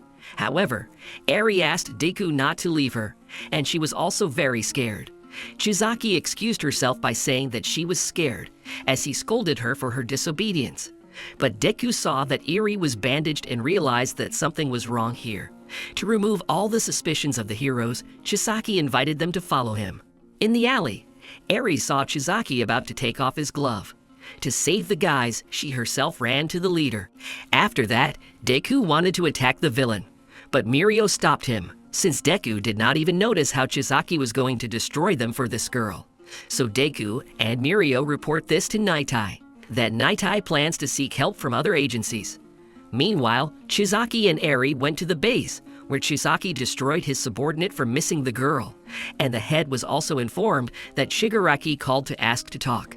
Deku went to All Might to find out what happened to him and Naitai. All Might revealed that he once made Naitai his partner and the brains of his operations, and they worked like that for 5 whole years. But after All Might received a wound, Naitai suggested that he end his career and start looking for a successor, because with such wounds he would destroy himself. Naitai saw this as his quirk. However, All Might didn't agree to retire, so they parted ways, as Naitai didn't want to see his friend go to the other world. Now All Might is ashamed that Naitai was still right then, and also there he was offered to make Mirio the successor. But immediately after that, All Might met Deku and changed his choice. Naitai predicted that he would go to another world in about a year, and All Might thought that the all-for-one fight would be his last. However, he found the strength to live for the training of his successor. Meanwhile, Shigaraki and Chizaki met again. The head of the League of Villains said that he was ready to consider Chizaki's offer if they were of equal status. Shigaraki also asked to tell him the whole plan of Chizaki, as well as for what purposes they will use the League of Villains tag. Shigaraki took out a quirk cartridge from his pocket and asked if the whole plan would be connected with it, since after getting into the compress, he could not use his quirk for a while. And Shigaraki wants to know what it is. Chizaki replied that he just wants to restore justice. He said that All for One can control stolen quirks, and Chizaki changed his method a bit and created something new. Meanwhile, Chupa, Amajiki, and Kirishima rounded up the thugs who started a fight. Suddenly, one of the bandits fired a red bullet at Amajiki from the pillar, and his quirk was disabled. The second bullet flew at Kirishima, but his quirk deflected it. While Chupa and the Yamajiki rounded up the bandits, Kirishima went to catch up with the bandit and ended up driving him to a dead end. At first, Kirishima attacked the bandit with little difficulty, but after the villain injected himself with a substance, his quirk increased tenfold. Now even Kirishima's quirk couldn't deflect the bandit's blade. The villain also said that soon the era of heroes will end and everyone will be ruled by bandits. Then Kirishima changed into a new form of an indestructible red rebel. He managed to repel attacks and even break the bandits' blades. The villain, realizing that the effect of the buff would end soon, began to run away, but at the exit he was caught by Fat Gum with his quirk, which absorbs all attacks and accumulates their energy. After the end of the mission, Kirishima told Zhernozhvach everything about the amplifying substances. The next morning, all of the UE trainees went to Nitai's meeting, where many heroes from different agencies were gathered. Nitai immediately spoke about the investigation of the 8 precepts, and the heroes are needed to see all the important points of this gang, since they are very active and definitely conceived something unkind. So Nitai's agency requested help through the Hero Network, which is used by all professional heroes. He also talked about 2 substances that temporarily erase a quirk, as well as those that, on the contrary, temporarily increase the power of a quirk dozens of times. And since Kirishima was able to reflect the bullet, after analyzing it, it became known that the substance inside the bullet is made from human fluid, and it affects the alpha gene. All traces lead to 8 testaments they found out through the captured bandits who worked through intermediaries. Nitai told everyone about the ringleader Chizaki, who makes bullets from his daughter's liquid. Now the task of the heroes is to save the girl Eri, thereby stopping the production of these substances. After the meeting, Gran Torino and Nitai discussed the operation, and Nitai realized that the old man had sent him Deku to reconcile with All Might, and he also noticed how similar Deku and All Might were. A few days passed and the pro-heroes under Nitai checked all the suspicious places, while Deku and the others continued to train and wait. They were also forbidden to talk about this operation to other students. A couple of days later, late at night, Deku and the others received a message where they were called on a case. By this time, Nitai and the others realized that Eri was in the mansion of the chapter of the 8 Testaments, and they learned this through one of the gang members, whom Nitai met while he was buying a toy in a store. Nitai used a quirk on him and saw where Eri was. Meanwhile, at the 8 Testaments mansion, someone informed the bandits that the heroes were going to attack the mansion. Shizaki ordered the guys to work according to the plan, and he went to see his father, who was in a coma, in which Shizaki himself sent him. The operation began at 8 a.m. According to Nitai's prediction, the path to the room where Eri is located became known to everyone. Also, the heroes were given all the information about the bandits and their quirks. Deku noticed that Gran Torino was not among the heroes, to which Nitai replied that he was busy with other important business along with Chukauchi, who had learned something about the League of Villains. At 8:30 in the morning, the heroes were already near the mansion. During this time, Chisaki began to leave the mansion by underground routes along with Chrono and Eri. When the heroes were about to break in, Rikia flew out of the gate. The dragon Ryuko began to fight with him, and the rest of the heroes and the police went inside the mansion, capturing the gang members along the way. The heroes reached a secret passage down under the building, and Nitai opened the passage from the bandits' memory. Bubble Girl and Centipede took over the first wave of bandits. Suddenly, a mimic appeared, who, with the help of his quirk of mimicry, can penetrate and control inanimate objects. However, Mirio decided not to waste time, and with the help of his quirk, continued on his way to Eri, and Mimic threw everyone else to the floor below, where 3 bandits were waiting for the guys, whom Amajiki decided to attack. He with great difficulty destroyed the bandits using his quirk and turning into everything he ate. However, due to his injuries, he could barely stand on his feet. After that, Mimic decided to attack Aizawa, since he is the only one who can defeat him if he sees his real body. However, Fat Gum and Kirishima protected Aizawa with their bodies. Then Mimic threw them into a room where Rap's Fiery Fist and Hakiji Tengai, who can create protective barriers, were. Rappa started attacking the heroes with frantic force with his blows. Even the Red Rebel form could not withstand these blows. As a result, Kirishima received serious injuries on his hands. Realizing this, Zhernozhvach began to take all the blows on himself. It turned out that Rappa did not pursue the goal of destroying the heroes, he wanted to fight them, so he asked Tengai not to put his shields on him. As Kirishima struggled with himself and endured the pain, Chupip continued to take hits and build up energy. According to his plan, he wants to attack the villain with all the accumulated energy.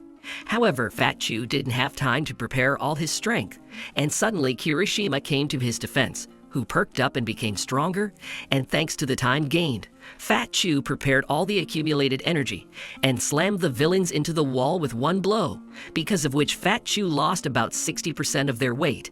However, after a powerful blow, Rappa managed to get to his feet, so this is not the end of the battle.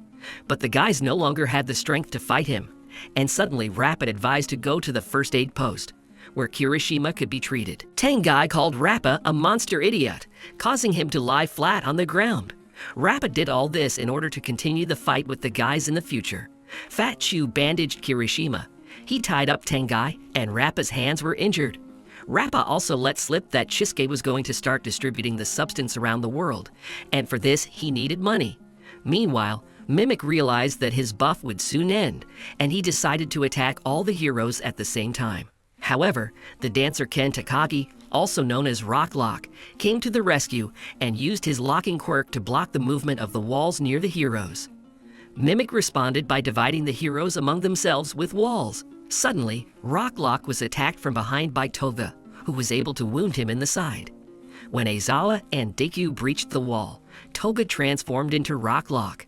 However, Aizawa realized that it was a trap and turned off Toga's quirk. Then she immediately began to attack Deku, but Aizawa managed to twist her with his ribbons. However, she injured his shoulder and then jumped away, and Mimic covered her with a wall. Meanwhile, Twice and his created clone, Rappa, stood in the way of Naitai and the others. But Naitai, with a couple of blows, smashed Twice and his clones without any problems, and also tore his mask with one seal. Mimic then separated Twice with a wall, where he became hysterical because of the torn mask. But Toga appeared and rolled up the open part. It turned out that during the conversation between Shigaraki and Chizaki, the leader of the 8 Precepts wanted to know Shigaraki's plan. A couple of days before, at the League of Villains headquarters, Shigaraki informed his villains that their goal was to join the Covenants, as their plan was beneficial to the League. But Shigaraki's behavior became incomprehensible to the villain. Then he explained everything by the fact that they would do it for him and for everyone, since the Covenants want to lure the best from the lead to their side and throw the League of Villains from the top. Therefore, the task of Toga and Twice is to get close to the throats of the Covenants and make a commotion. In this connection, Toga and Twice began to piss off Mimic, and they succeeded. The Mimic went berserk and began to change the corridors, thereby throwing off the villains and heroes to the lower floors in order to fill them up there. While Mimic was in a frenzy, Deku, hearing a scream, realized where his body was, so he attacked him. Upon seeing the real Mimic, Aizawa turned off his quirk. Meanwhile, Mirio overtook Chizaki, but Deidoro appeared, who with his quirk makes people lose their balance, and Shin, who through his confession, found out everything about Mirio's quirk and began to attack him. However, Mirio easily dealt with the villains and headed towards Chizaki. First of all, he attacked the leader, but he dodged. Then he decided to attack Chrono, and thus freed Eri, who immediately asked Mirio to leave because Chizaki could destroy him. However, Mirio does not intend to back down, and Chizaki is not afraid to hurt his daughter, since he can restore her at any time. Then Chizaki blocked all the passages so that Mirio could not get out with Eri. Chrono came to his senses and started attacking Mirio. However, Mirio first hit the restorer, and then Chrono. Shin came to his senses, but because Chizaki threw him a modified cartridge, which permanently disables the quirk, Shin immediately took the hint and attacked Eri so that Mirio would protect her with his body, since Mirio himself, due to his quirk, could not be hit. Mirio managed to save the girl at the cost of his quirk. However, Mirio didn't give up, and he attacked Chrono to distract Chizaki and then punched him in the arm. Since Mirio has the highest physical form, even without a quirk, he continued to humiliate Chizaki and dodge his attacks, but he still missed a couple of blows. Suddenly, Deku, Aizawa, and Naitai appeared from the wall. Deku immediately knocked Restorer back with a blow. Aizawa disabled his quirk, and Nightai went to Mirio and Eri. Deku and Aizawa decided to destroy Chizaki, but Kurono suddenly became active and injured Aizawa's hand with his quirk. His quirk is time dilation, and whoever touches his arrow, time begins to pass very slowly. At the moment when Mirio threw Kurono at Chizaki, he revived him, and since the startled Aizawa closed his eyes, Chizaki's quirk returned to him, and he immediately attacked everyone. He then pulled Shin to him and devoured him, while admitting that Mirio was stronger. However, all the efforts of the hero were in vain, as he is now a hero without a quirk. As a result, Chizaki took on a perfect form and decided to attack Nightai's and the guys, but they were protected by Deku. Nightai then asked Deku to look after Mirio and Eri, while he himself began to fight Chizaki. Nightai used his quirk to read Chizaki's actions for a couple of seconds. Meanwhile, Kurono took Aizawa downstairs to the waiting room. It turned out that they needed Aizawa alive, since his quirk was the ideological basis for studying Eri's quirk. Deku broke the wall and started leading Mirio and Eri out of the underground tunnel. Chizaki managed to destroy Nightai as he deliberately turned off his quirk. In this regard, Deku left Eri and Mirio, who was barely on his feet, and he concentrated all his strength in himself, so that Chizaki did not have time to recover. However, Chizaki was able to dodge, and Deku only injured his right arms, which he later recovered, and in turn injured his arm and leg. Chizaki used Shin's absorbed quirk to speak to Eri. He told her that if she did not return to him, then no one would leave here alive, and if she came, he would return everything as it was. But Deku intervened, who was not satisfied with the conditions, and he intends to save Eri and the others. Meanwhile, on the surface, after the capture of the villain Rikiya, a pre-injected substance begins to act on him, and he becomes 10 times stronger. Ryuko and Nijir immediately begin to fight him. However, due to the gain, the villain begins to absorb the energy of those around him. Unexpectedly, Deku arrived, who came for help, saying that their target was around the corner. In this regard, Uraraku makes Rikiya weightless, and Asui picks up the villain with his tongue, while Riko holds him, and Nejir imprints the villain into the ground with his energy spirals, because of which they break through the ceiling right above Deku and the guys. It turned out that under the guise of Deku was Toga. She lured the heroes to the place where Eri is, but they themselves got out of the ground with the help of a copy of the compress and his quirk. Now they plan to capture Eri again with the help of a copy of the compress, so they sent the copy down. The Restorer and the heroes immediately exposed compress. Chizaki then began to lift the ground so that neither Deku nor compress could reach Eri. However, Deku turned on his full power and jumped towards Eri, who began to emit yellow lightning. Since realizing that the guys will not give up, she decided to help them save themselves. It turns out that her quirk is reversal of time, so she immediately rolled Chizaki back to her normal form and jumped towards Deku. Deku caught her, but Chizaki immediately began to attack them, and realizing that they could not dodge, Deku performed a blow, which caused him to destroy everything around him. Then Deku realized that he used his quirk 100%, but his limbs did not break from this, and he realized that it was Eri who helped him.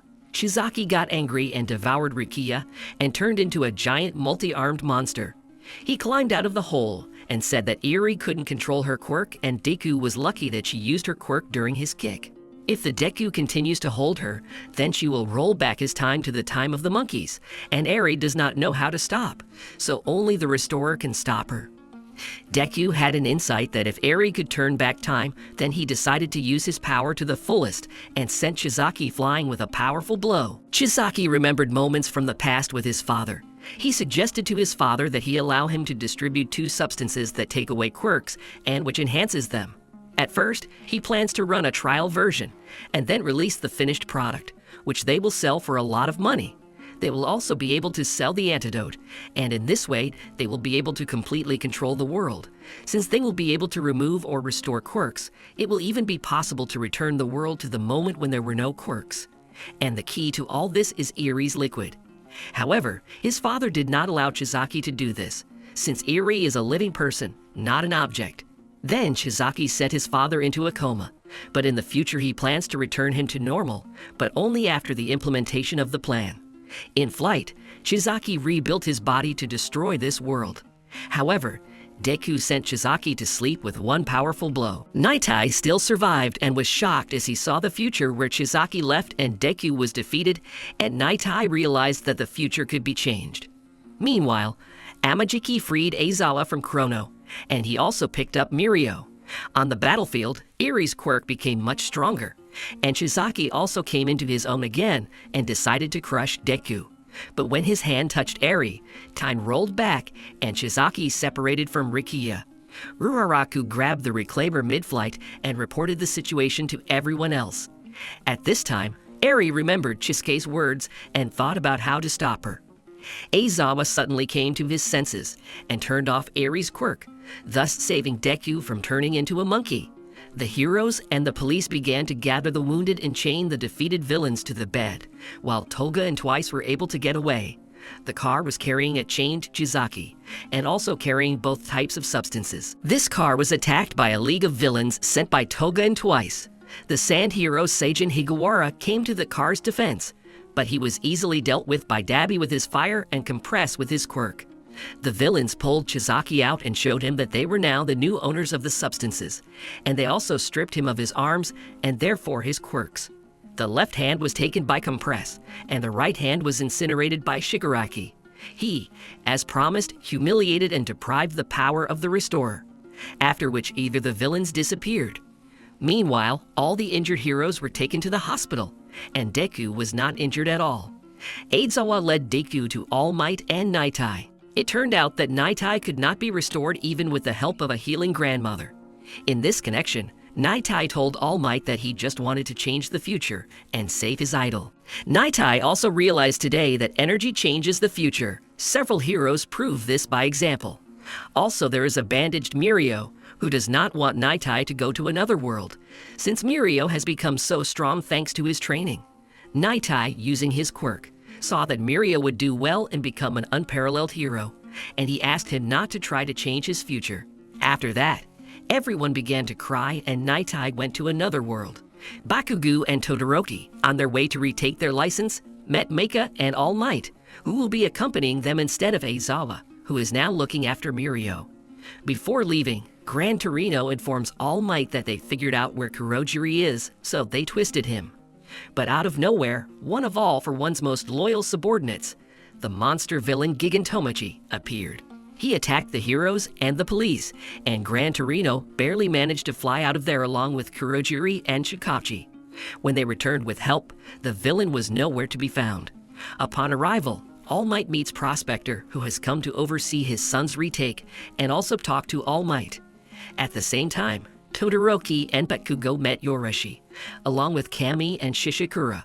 They are being watched by Kasaka and Mera, who will test the guys. A group of students on the retake will need to find a common language with the children and change their behavior for the better. Bakugo offered to have a duel with him to determine the leader among them. Yorashi tried to find an approach to children by learning their character, but he did not succeed. Kami and Todoroki also tried to negotiate with the children, but nothing came of it, and the children staged a rout with their quirks. Meanwhile, Prospector and All Might started a conversation while watching the test.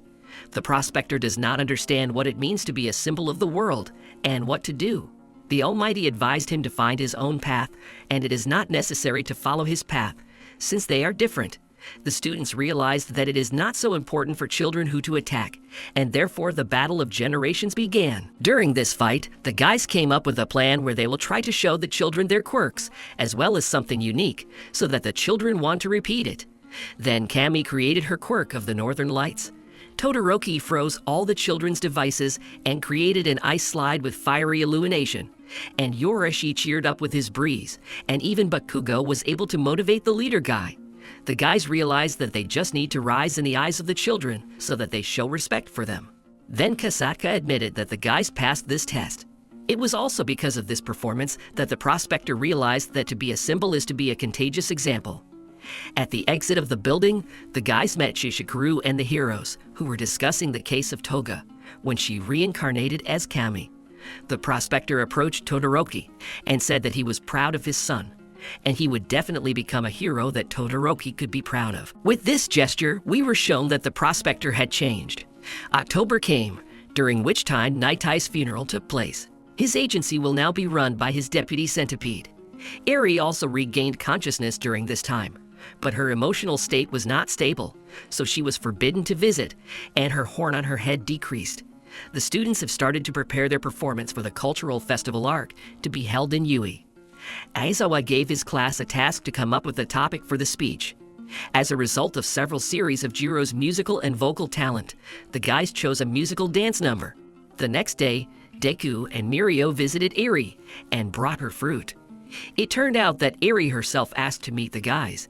This was her first request after she woke up. However, they decided not to tell Eri about Naitai, and Eri also apologized for Mirio losing his quirk because of her. But for Mirio, this is not so important. The main thing is that Eri is in order. It was also revealed that Eri couldn't smile, so Deku decided to surprise her and show her the festival.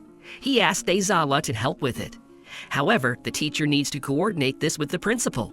Meanwhile, the police began to freshen up the YouTube channel, on which the villain Generous and La Brava post videos of their robberies. Magnanimous considers himself a local Robin Hood. He does not commit ordinary robberies, but he punishes stores for expired goods. However, his goal is to do something global and record his name in history. Magnanimous has been blogging for 6 years, and La Brava is editing. However, Stain's recent appearance on the network has taken away his entire audience, and the League of Villains is gaining popularity quite well. Now Magnanimous wants to gain popularity at the cultural festival. At this time, the students are preparing for the festival, and they are also drinking tea that Yaoyoro's bought in a small restaurant that we need to remember. The guys also plan to add various special effects to their performance in the form of their quirks, and they have already managed to distribute duties on stage. After that, Deku met with All Might and told him that he could already use 20% of the power, but for 100% he was not ready yet, so he was stumped. All Might recommended that he develop a long-range attack, and the hero had already thought of everything. When Deku changed his clothes, All Might asked him to use 20% of his strength and direct the blow in any direction. Thus, Deku got a blow with compressed air. Meanwhile, Mirio, Eri, and Aizawa arrived at Yui, as the director had agreed for Eri to attend the festival. So that she would not panic, they decided to bring Eri in advance and introduce her to the school, because there is still a whole month to prepare. Meanwhile, Clasp is preparing a performance made up of various dramas. There will also be a beauty contest at the festival, where beautiful ladies have already signed up. Deku and Mirio gave Eri a tour of the Yui. When they were done, they went to the dining room, where they met Principal Nezu and Midnight. From their words, they learned that the police were against the festival because of the turbulent situation, but the director managed to convince them. But to avoid misunderstandings, guards were posted in the form of a watchdog hero. A week passed, Deku was fired from the dancers and transferred to the special effects team. And in the mornings, he also continued to train with All Might. Also there, he accidentally met Mei, who promised him to make new special gloves. All Might reported that he also used various attachments for training, but they were too bulky, and so he stopped using his true form. Deku, on the other hand, decided to look for such devices, but instead he came across a video of the Magnanimous, where he talked about his affairs through a tea review. Meanwhile, Magnanimous and La Bravo work out a plan to get into the school. First, they will go along the alleys, then along the park, and after that the generous one should look into a small tea room and drink the same tea there. In his opinion, this tea is ideal for the job they want to do, and after that they will again reach the mountain through the alleys and already get to the school. And so that the hound dog does not find them by smell, they will have to smear themselves with mud. Also, La Brava will have to get into the Yui network and disable their defense system. The day before the start of the festival, the guys hold a dress rehearsal, where during the check it turned out that the rope on which the deck will hang Aoyama has deteriorated, and since Yaoyorozu is already sleeping, Deku will have to go to the store in the morning for a new rope. The store itself is located near the place where Generous and La Brava will have tea. The next day, at 6:30, Deku goes to train with All Might. Mai also arrives and hands Deku his new ranged gloves. And having already tried them, Deku goes to the store at 7:50 to get the rope. And when Deku returns with his purchase, he stumbles upon Gentle and La Brava in disguise, who were just leaving the tea room where they drank the same tea. Deku, upon hearing the name of the tea, remembered that it was Yoirozu who prepared it for them. In turn, the magnanimous, hearing Deku's thoughts, decided to find out how he knew about this cool tea. Deku replied that he had tried it at a friend's. From this conversation, Generous realized that Deku was from Yui, and Deku recognized the voice of Generous from the video. Then Deku decided to prevent the villain from getting to Yui and disrupting the festival. Then Magnanimous and La Brava took out a camera and started filming. It turned out that the quirk of the Magnanimous can make everything elastic, even air. Then he pushed Deku away with his quirk, and they ran towards Yui. However, Deku went after them. It was also revealed that La Brava recognized Deku from seeing him at a sports festival. Deku used a long-range attack on the villains, thereby slamming them into the building. To delay Deku, Magnanimous threw a steel beam on him, and using his quirk, he flew towards Yui. Deku, realizing that if the villains are discovered and the signal sounds, the festival will be cancelled. Then he freed himself and went after them. Deku took advantage of the already left air membranes that Magnanimous and La Brava were moving on, and Deku was able to catch up with the villains with his covering and capture them. We are shown the story of La Brava, from which it became clear that she is in love with the Magnanimous, and she is already over 20 years old, and her quirk is called Love. When she confesses her love to someone, she gives a powerful boost of energy. In this connection, the Magnanimous freed himself with renewed vigor and slammed Deku into the ground, and also crushed him with a bunch of layers of air. But Deku, as if Naruto had made a tunnel, and getting out asked why the Magnanimous was doing all this. Then we were shown his past, from which it became clear that the Magnanimous simply dreams of glory in order to get into history for posterity. But because of one case when he wanted to help, but in the end did harm, he became a criminal. However, he looks more like a blogger than a villain, as his goal is simply to become popular. And since he was not accepted as a hero, he had no other option but to become a criminal. He also does this for La Brava, as this is their common goal. As a result, Deku and Magnanimous began to fight.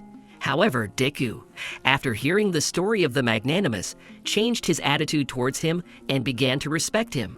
Although before that he considered the Magnanimous to be a weak opponent. Deku realized that they are similar to him, since his goal too has already gone beyond his personal one, and has become a ray of hope for those who do not see a brighter future. And since there are people who recognized him, he wants to live up to their expectations. After some nice dialogue, Magnanimous threw the sounding board against a tree, and La Brava ran closer to Yui to catch the signal and start disabling the defense system. Deku tried to stop her, but the Magnanimous stood in his way, and they continued to fight.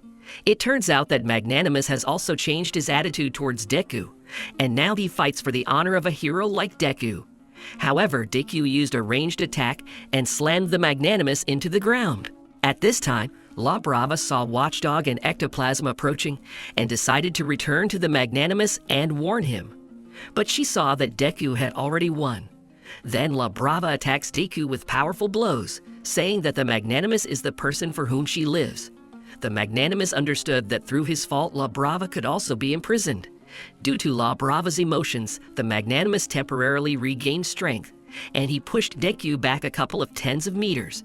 Heroes appeared, and the Magnanimous decided to give up, and also to expose everything so as not to involve La Brava in this matter. But the dog smelled that Disciple Yui was still here. Then the dog began to ask where he was, and then Deku himself appeared. The Magnanimous is happy, because it was a hero like Deku who dealt him a decisive blow. It turned out that the Magnanimous had once studied at the heroic faculty, but since that time only a heroic shadow remained.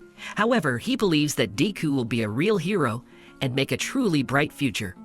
After this beautiful speech, the dog took the Magnanimous and La Brava to the police station. In the meantime, the festival is already in full swing, and the class performance will be at 10 o'clock sharp.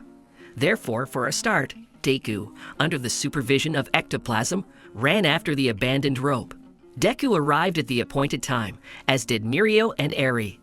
Bakugo caused an explosion with his quirk, and the performance began, where they played the opening of My Hero Academia. The performance went great. Even Eri had a smile on her face. After that, a beauty contest began, where several beauties of the academy performed. Ultimately, Nejiro won. The end of November is coming. By this time, they decided to transfer Eri to Yui, since her parents abandoned her, and the only relative of the Yakuza boss is in a coma. Since she has nowhere to go, she will live with the teachers. It is also necessary to look after the power of Eri, and Mirio will help in. Meanwhile, wildcats have arrived in Yui to work again. They also received a message from Tartarus, where All for One is being held, and they tried to get Ragdoll's quirk back, but because of the danger, All for One decided to keep him on a leash.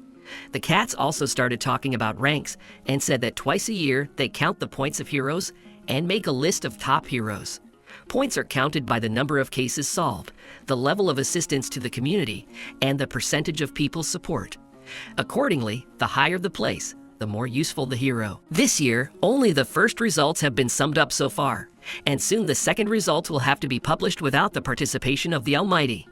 During the announcement of the results, the heroes will go up to the stage, where the prospector takes the first place. After the award, the Endeavor was approached by Hawk, who was on the list of the top 10 heroes, and said that he was never a fan of All Might, but his resignation came as a shock to the bird, and now he wants the prospector to be an icon just like All Might. Also, Hawk wanted to team up with the prospectors as there were strange cases in his hometown, and it was rumored to be Nomu. Meanwhile, Dabi, whose voice everyone listens to, Nomu, he sent a high-class Nomu into battle. Prospector and Hawk went to dinner at a cafe, where the bird said that he had conducted his own investigation and found out that there were a lot of rumors about Nomu, but he did not find the Nomu themselves. Therefore, the Hawk wants the prospector to reassure the inhabitants of the country and say that these Nomu are just rumors. The bird wants to make a trusted leader out of the prospector. However, they are suddenly attacked by the same high-class Nomu and asks who is the strongest here.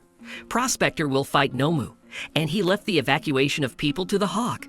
However, before the fight begins, we move on to the prospector's family to reveal a little about his personality.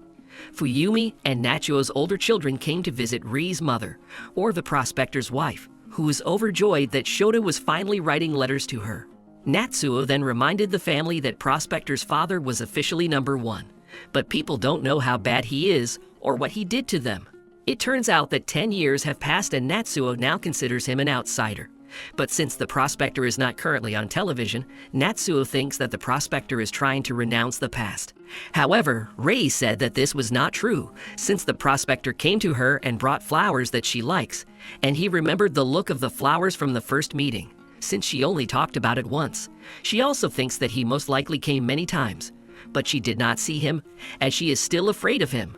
But she understands for sure that he does not want to forget his family and the past, and he wants to fix everything. Meanwhile, Prospector damaged Noma with his first attack, but he immediately recovered. Because of this, the Prospector realized that only Dark Nomu have the power of restoration, since light ones cannot regenerate. The Prospector also realized that this Nomu is special, as he can speak.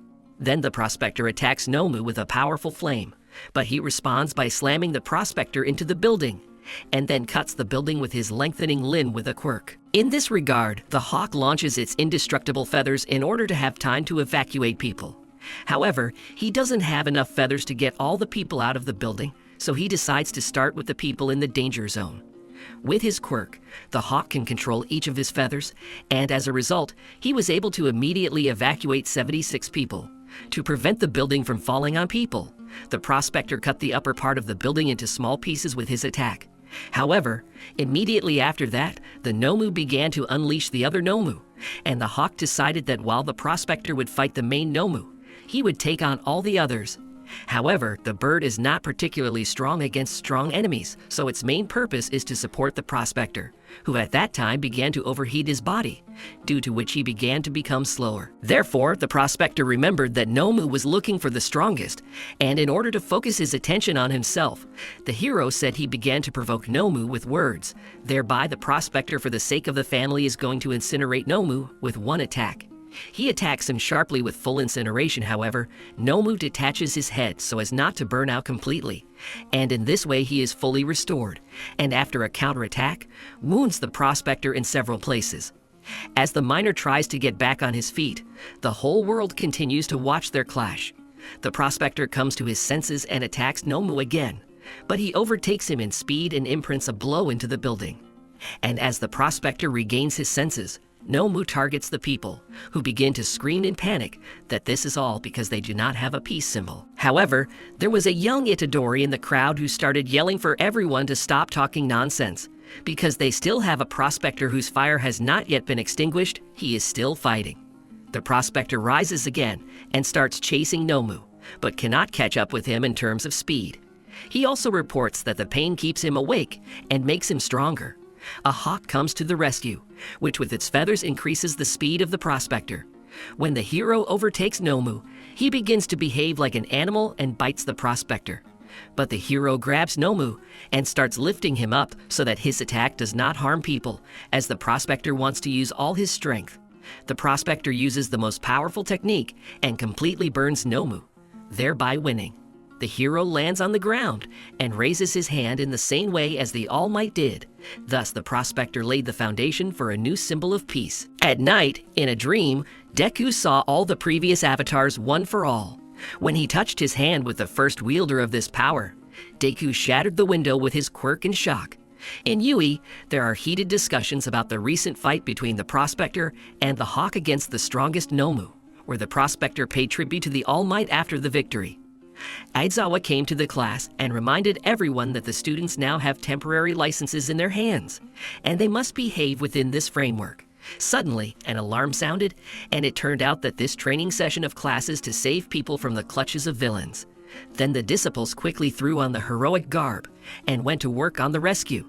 Some engaged in reconnaissance and found out that there was a victim who had been carried away by the river. There is also a place where there was an explosion, and now there is a fire. In this connection, Asui and Minoru took care of the victims on the river, but it turned out that Mirio played this role. As a result, Mirio was saved by the efforts of many participants. The rest of the guys assembled a wagon, where Aida acted as horsepower, and they called themselves the Mobile Fire Brigade, which arrived at the scene. The rest went to the place of the fire. Bakugo, Kaminari, Kirishima went on a convertible in search of villains.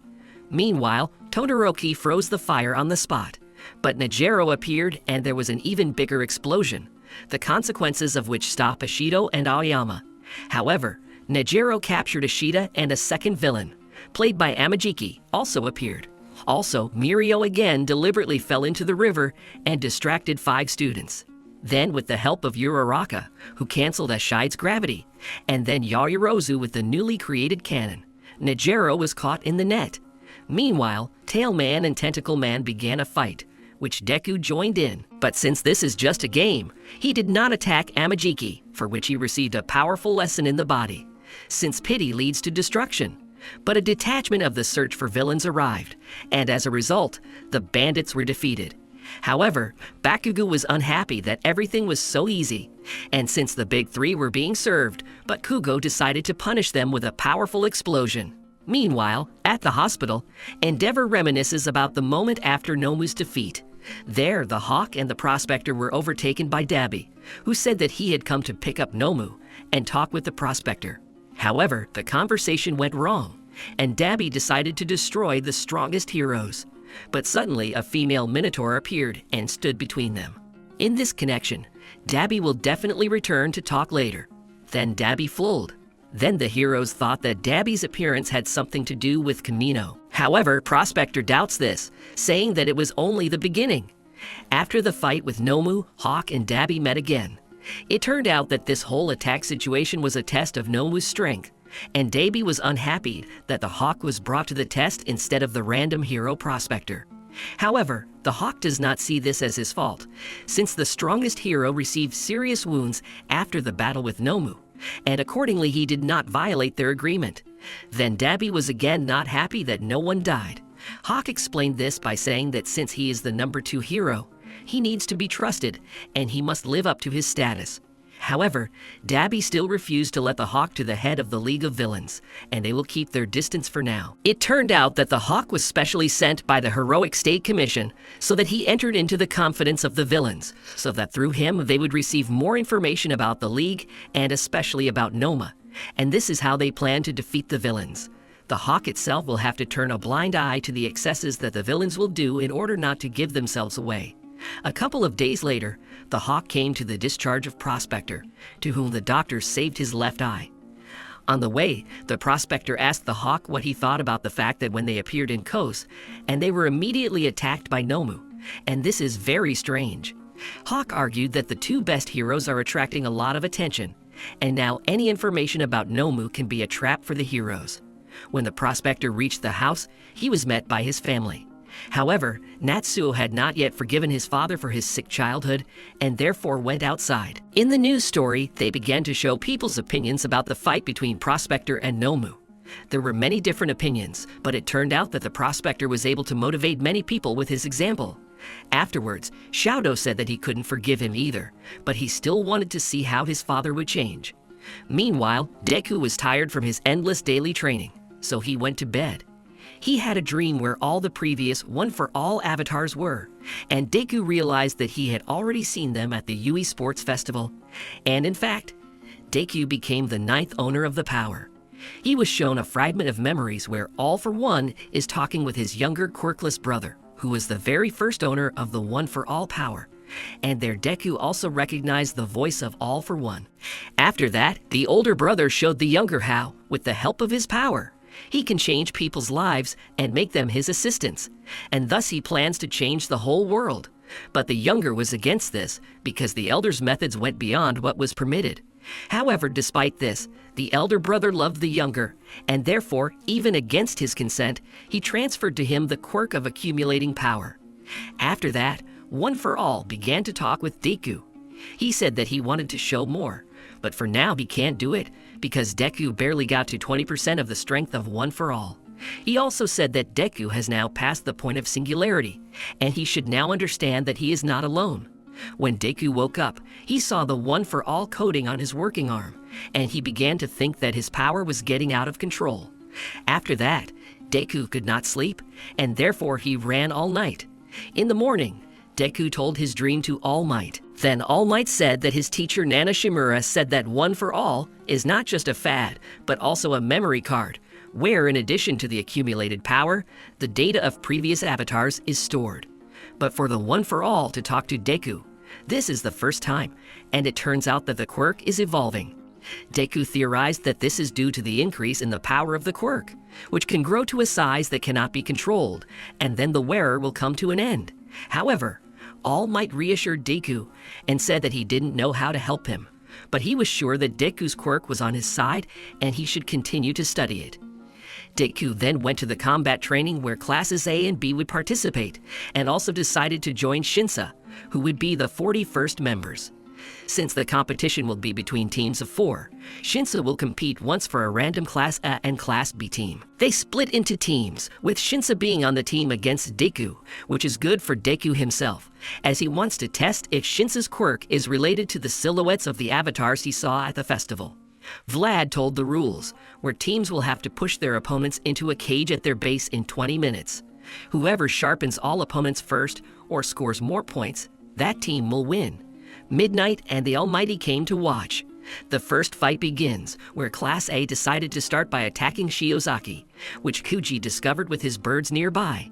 However, they were suddenly attacked by the Shishida beast, as it tracked them down with its flawless sniffing apparatus.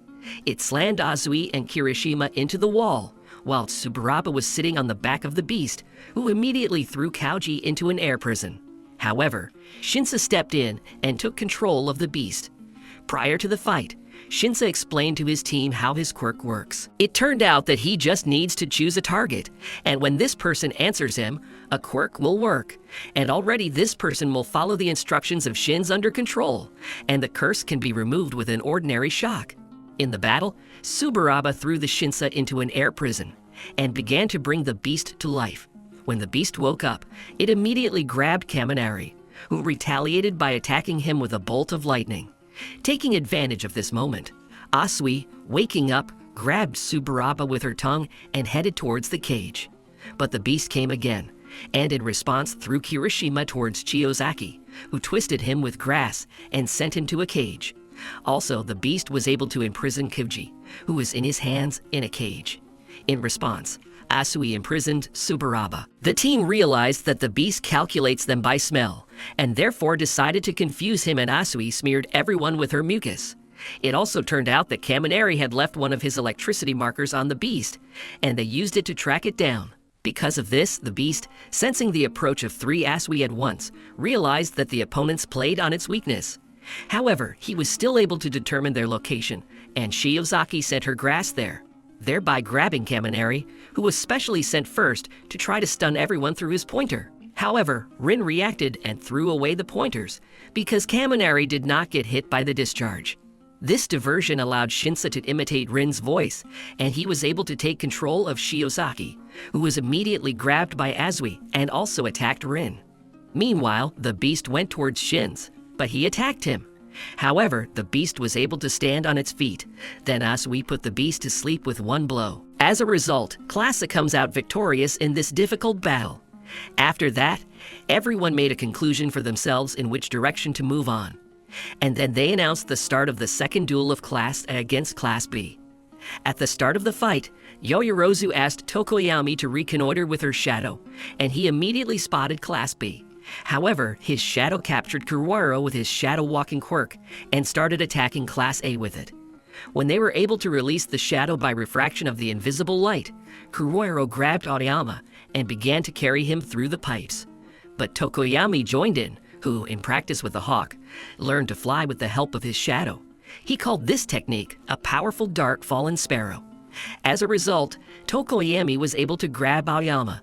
After that, they attacked the pipes with a laser, and in doing so, they were able to take away the shadow of Kuruaro and surrounded him. However, the mushrooms that Komori created suddenly appeared everywhere. It turned out that everything that happened before was part of Kendo's plan. And now Class, with the help of Komori and Mangaman, will attack Class A from a distance to separate them. Mangaman can materialize sounds and sound effects from comics with his quirk, and he created giant phrases and divided the guys among themselves. Then Kendo started attacking Yoyorozu. She plans to wear down the opponent, thereby winning. But it turns out that Yoyorozu read this a long time ago, in connection with which she created a big cannon and sent a bag of gifts over the wall. She also glued herself to the cannon before passing out, and then glued Kendo to it so that she couldn't move. Meanwhile, Kuruaro was able to snatch Aoyama from Tokoyami's grasp and send her to jail. Then Tokoyami found the invisible man completely covered with mushrooms, and they saw a bag of Yoyorosa, in which there were thermal imaging goggles, alcohol, and much more. In this connection, Tokoyami put on glasses and they rubbed themselves with alcohol so that mushrooms would not appear on them. Invisible went to Manga and started attacking him. However, Kendo unexpectedly appeared with a sleeping Yoyorosa. She blocked the invisibility. Meanwhile, Tokoyami overtook Kuruaro and Komori. He blocked Kuruaro with his cloak, and Komori was twisted by a shadow. But it turned out that Komori used a mushroom, from which Tokoyami began to choke, and he could not continue the fight. As a result, Class B won, imprisoning Class A in a cage. Before the next fight, All Might told Deku that he would fight Shinsa in the 5th match, which may have caused the remnants of one for all to awaken. In the 3rd duel, Tetsu began to smash everything that was nearby, and Todoroki began with a powerful ice attack. In response, Juzo changed all plans with his quirk of softening any inanimate object, and Steel began to fight with Todoroki, and the Kaibara drill began to fight with Ojuro and his tail. Pony took on Shoji, Ida took on Juza, who managed to block him in the ice. But since Ida improved his suit, he was able to escape and move at great speed, thus forcing Juzo to hide underground and go to help the team. Ida himself went to Ojuro, who was attacked by Kaibara. Ida sent him to jail at breakneck speed. Meanwhile, Todoroki, remembering his childhood, unleashed his full strength, while Kirishima defended himself and tried to counterattack. When Todoroki decided to go beyond his limit, Juzo appeared and stopped him with his bottom softening. Since Todoroki used up a lot of energy, he passed out. Aida suddenly appeared and attacked Juzo with frenzy force. Picking up Todoroki, he decided to regroup, but Juzo softened the building with his last strength, and the Steel One also with his last strength dumped him in the direction of the fleeing opponents. Aida managed to throw Todoroki back, however, he himself was hit by a liquid building, which became solid after Juzo lost consciousness. the start of the fourth battle was announced, in connection with which Jiro began to track down the opponents by the sounds. But because of Tokage, who can divide her body into 50 parts and control them to create noise, she interfered with Jiro, so Bakugo decided to attack head-on. Because of this, Class A came under a counterattack from Class B, where debris was thrown on them along with Kojiro's glue, but everyone was saved by Bakugo. Then Bakugo decided to take revenge, and therefore wanted to attack Kojiro, but a Wace appeared and welded Bakugo to the building. However, Sato saved him, and after Bakugo attacked Kojiro and Sato captured him, Jiro then captivated a Wace with her sound, and they also twisted him. In the same way, they overtook Togara and tied him up. Meanwhile, Sero busied himself with tying up Tokage's parts, and he also attached a grenade that Bakugo had given to everyone to one of her parts. With this explosion, he sent the Tokage straight into Bakugo's arms, and Class A ended up with a clear victory. Before the start of the next Grand Torino, he called All Might and said that he thought about the situation that happened with Deku. The old man remembered the moment when, even in his youth, Nana Shimura, after inheriting the power, told him about a dream where an indistinct shadow of a man appeared in front of her, who said that the time had not yet come. Then the Almighty thought about when that very time would come and what would happen to the carrier one for all. The fifth duel began, where from the very beginning of the battle Class A decided to repeat the formation of the Bakugo team, where Deku must capture all the attention of the opponents on himself. Meanwhile, Class B split up. Monomu and Shinsa went in two, the rest separately. Monomu and Shinsa are very similar as they were humiliated as children due to their quirks. Shinsa also talked about taking control of Deku at the sports festival. After that, Deku himself appeared and started chasing Monomu, who tried to piss him off by insulting and humiliating him. He managed to do it, and Deku's quirk got out of control, and he began to destroy everything. However, Deku doesn't know how to stop. Meanwhile, the teams fought against each other at a distance, where with the help of a poltergeist, they threw things reduced using Yui's quirk, and Shota protected the allies with his quirk of repeating what had already happened. Uraraka saw Deku's lightning bolts. She decided to go to him to calm him down. Seeing Shinso, she asked him to use his quirk on Deku, so he would fight Deku in return. Deku agreed to fight him, and Shinso took control of him, and his power began to calm down. Deku reappeared in the One for All world, where Daigoro, the fifth holder of Banjo's power, appeared before him, who informed him that the power reacted to emotions, and since Deku was furious, Banjo's quirk was activated. He also explained that Deku is not in a dream, but in the world of the One for All quirk, where the souls of previous avatars live, adding that Deku must learn to control his emotions so that he can use this power. And after that, 6 quirks other avatars. Now the very essence of One for All is growing, and Deku is generally lucky that Banjo was his first, since it is his quirk that is great for capturing people. Before Banjo disappeared, he gave him motivation, and also said that they would all be by his side, and it was Deku who would have to complete One for All. At this time, Uraraku slapped Deku, thus waking him up. Class B continued to attack with their combo attacks.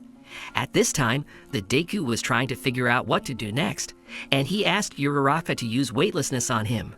However, at that moment, he was attacked by Monomu, but in response, Uraraka used a powerful technique and flunked Monomu.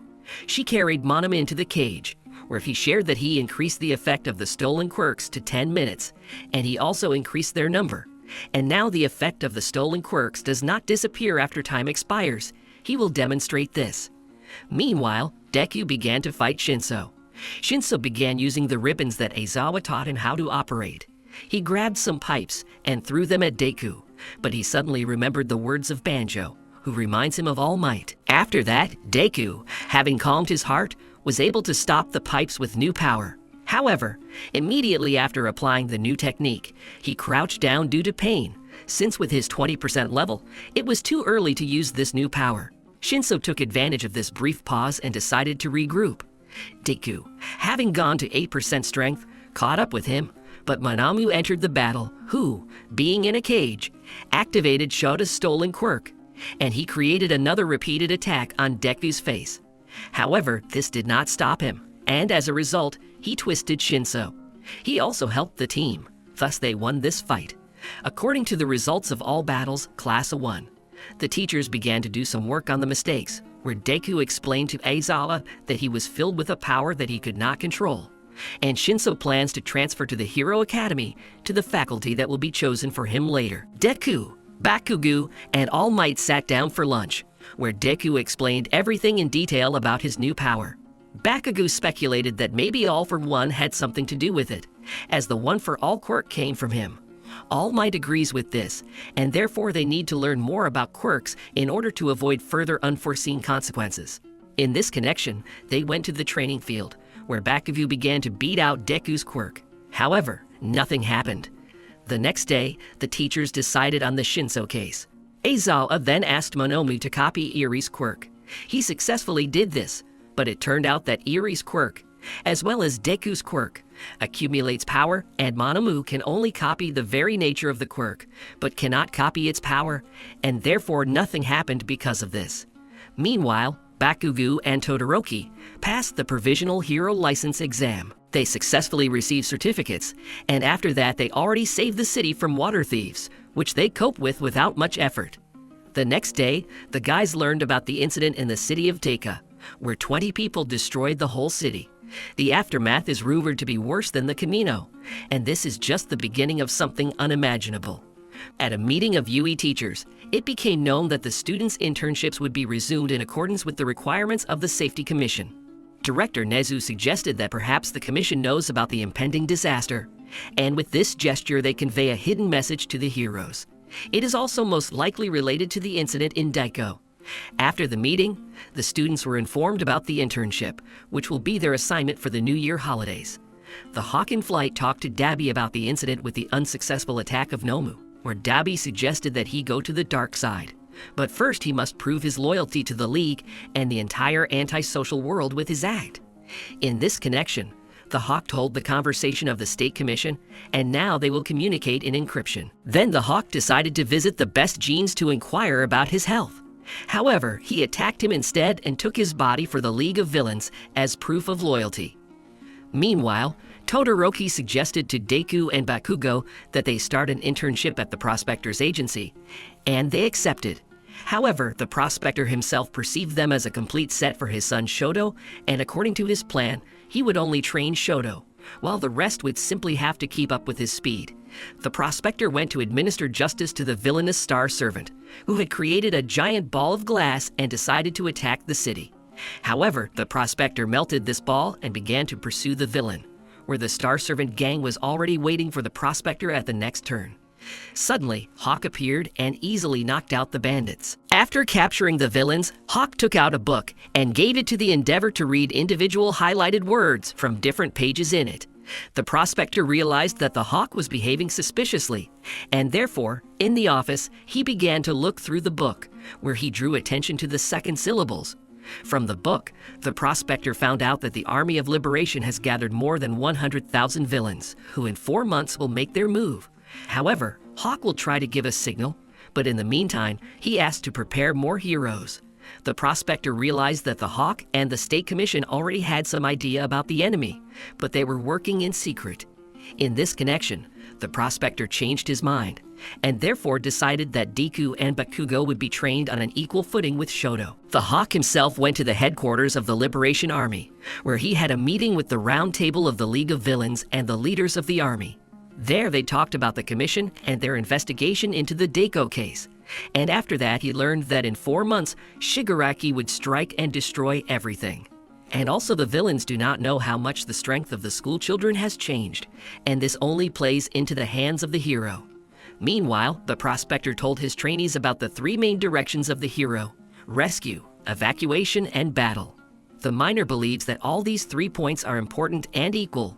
Therefore, in UEI, students are given knowledge, and already during the internship they gain experience. In this connection, the Prospector gave the same homework to Bakugo and Shota. They will need to work out the ability to accumulate and thicken their strength to automaticity. The goal is to learn how to immediately use maximum power. Deku will need to hone his power and not yet use the new power. Meanwhile, Uraraku and Asui train with the Dragon Riko. They took on the case of an explosion at an illegal trigger plant, a substance that enhances quirks. It turned out that the reagents for creating the drug were stolen, and the plant itself was blown up to cover their tracks. However, the hero Shulky and his team found a ship that was carrying a large incomprehensible cargo, and the heroes assumed that these were the same stolen reagents. But the bandits escaped with the help of an enhanced smoke quirk, and Silky turned to Ryuko for help, and she and the girls went to help him. In the evening, Silky and Asui discovered the smugglers and got on their ship. Ryuko and Nejiro took over cover from the sky, and everyone else from the sea.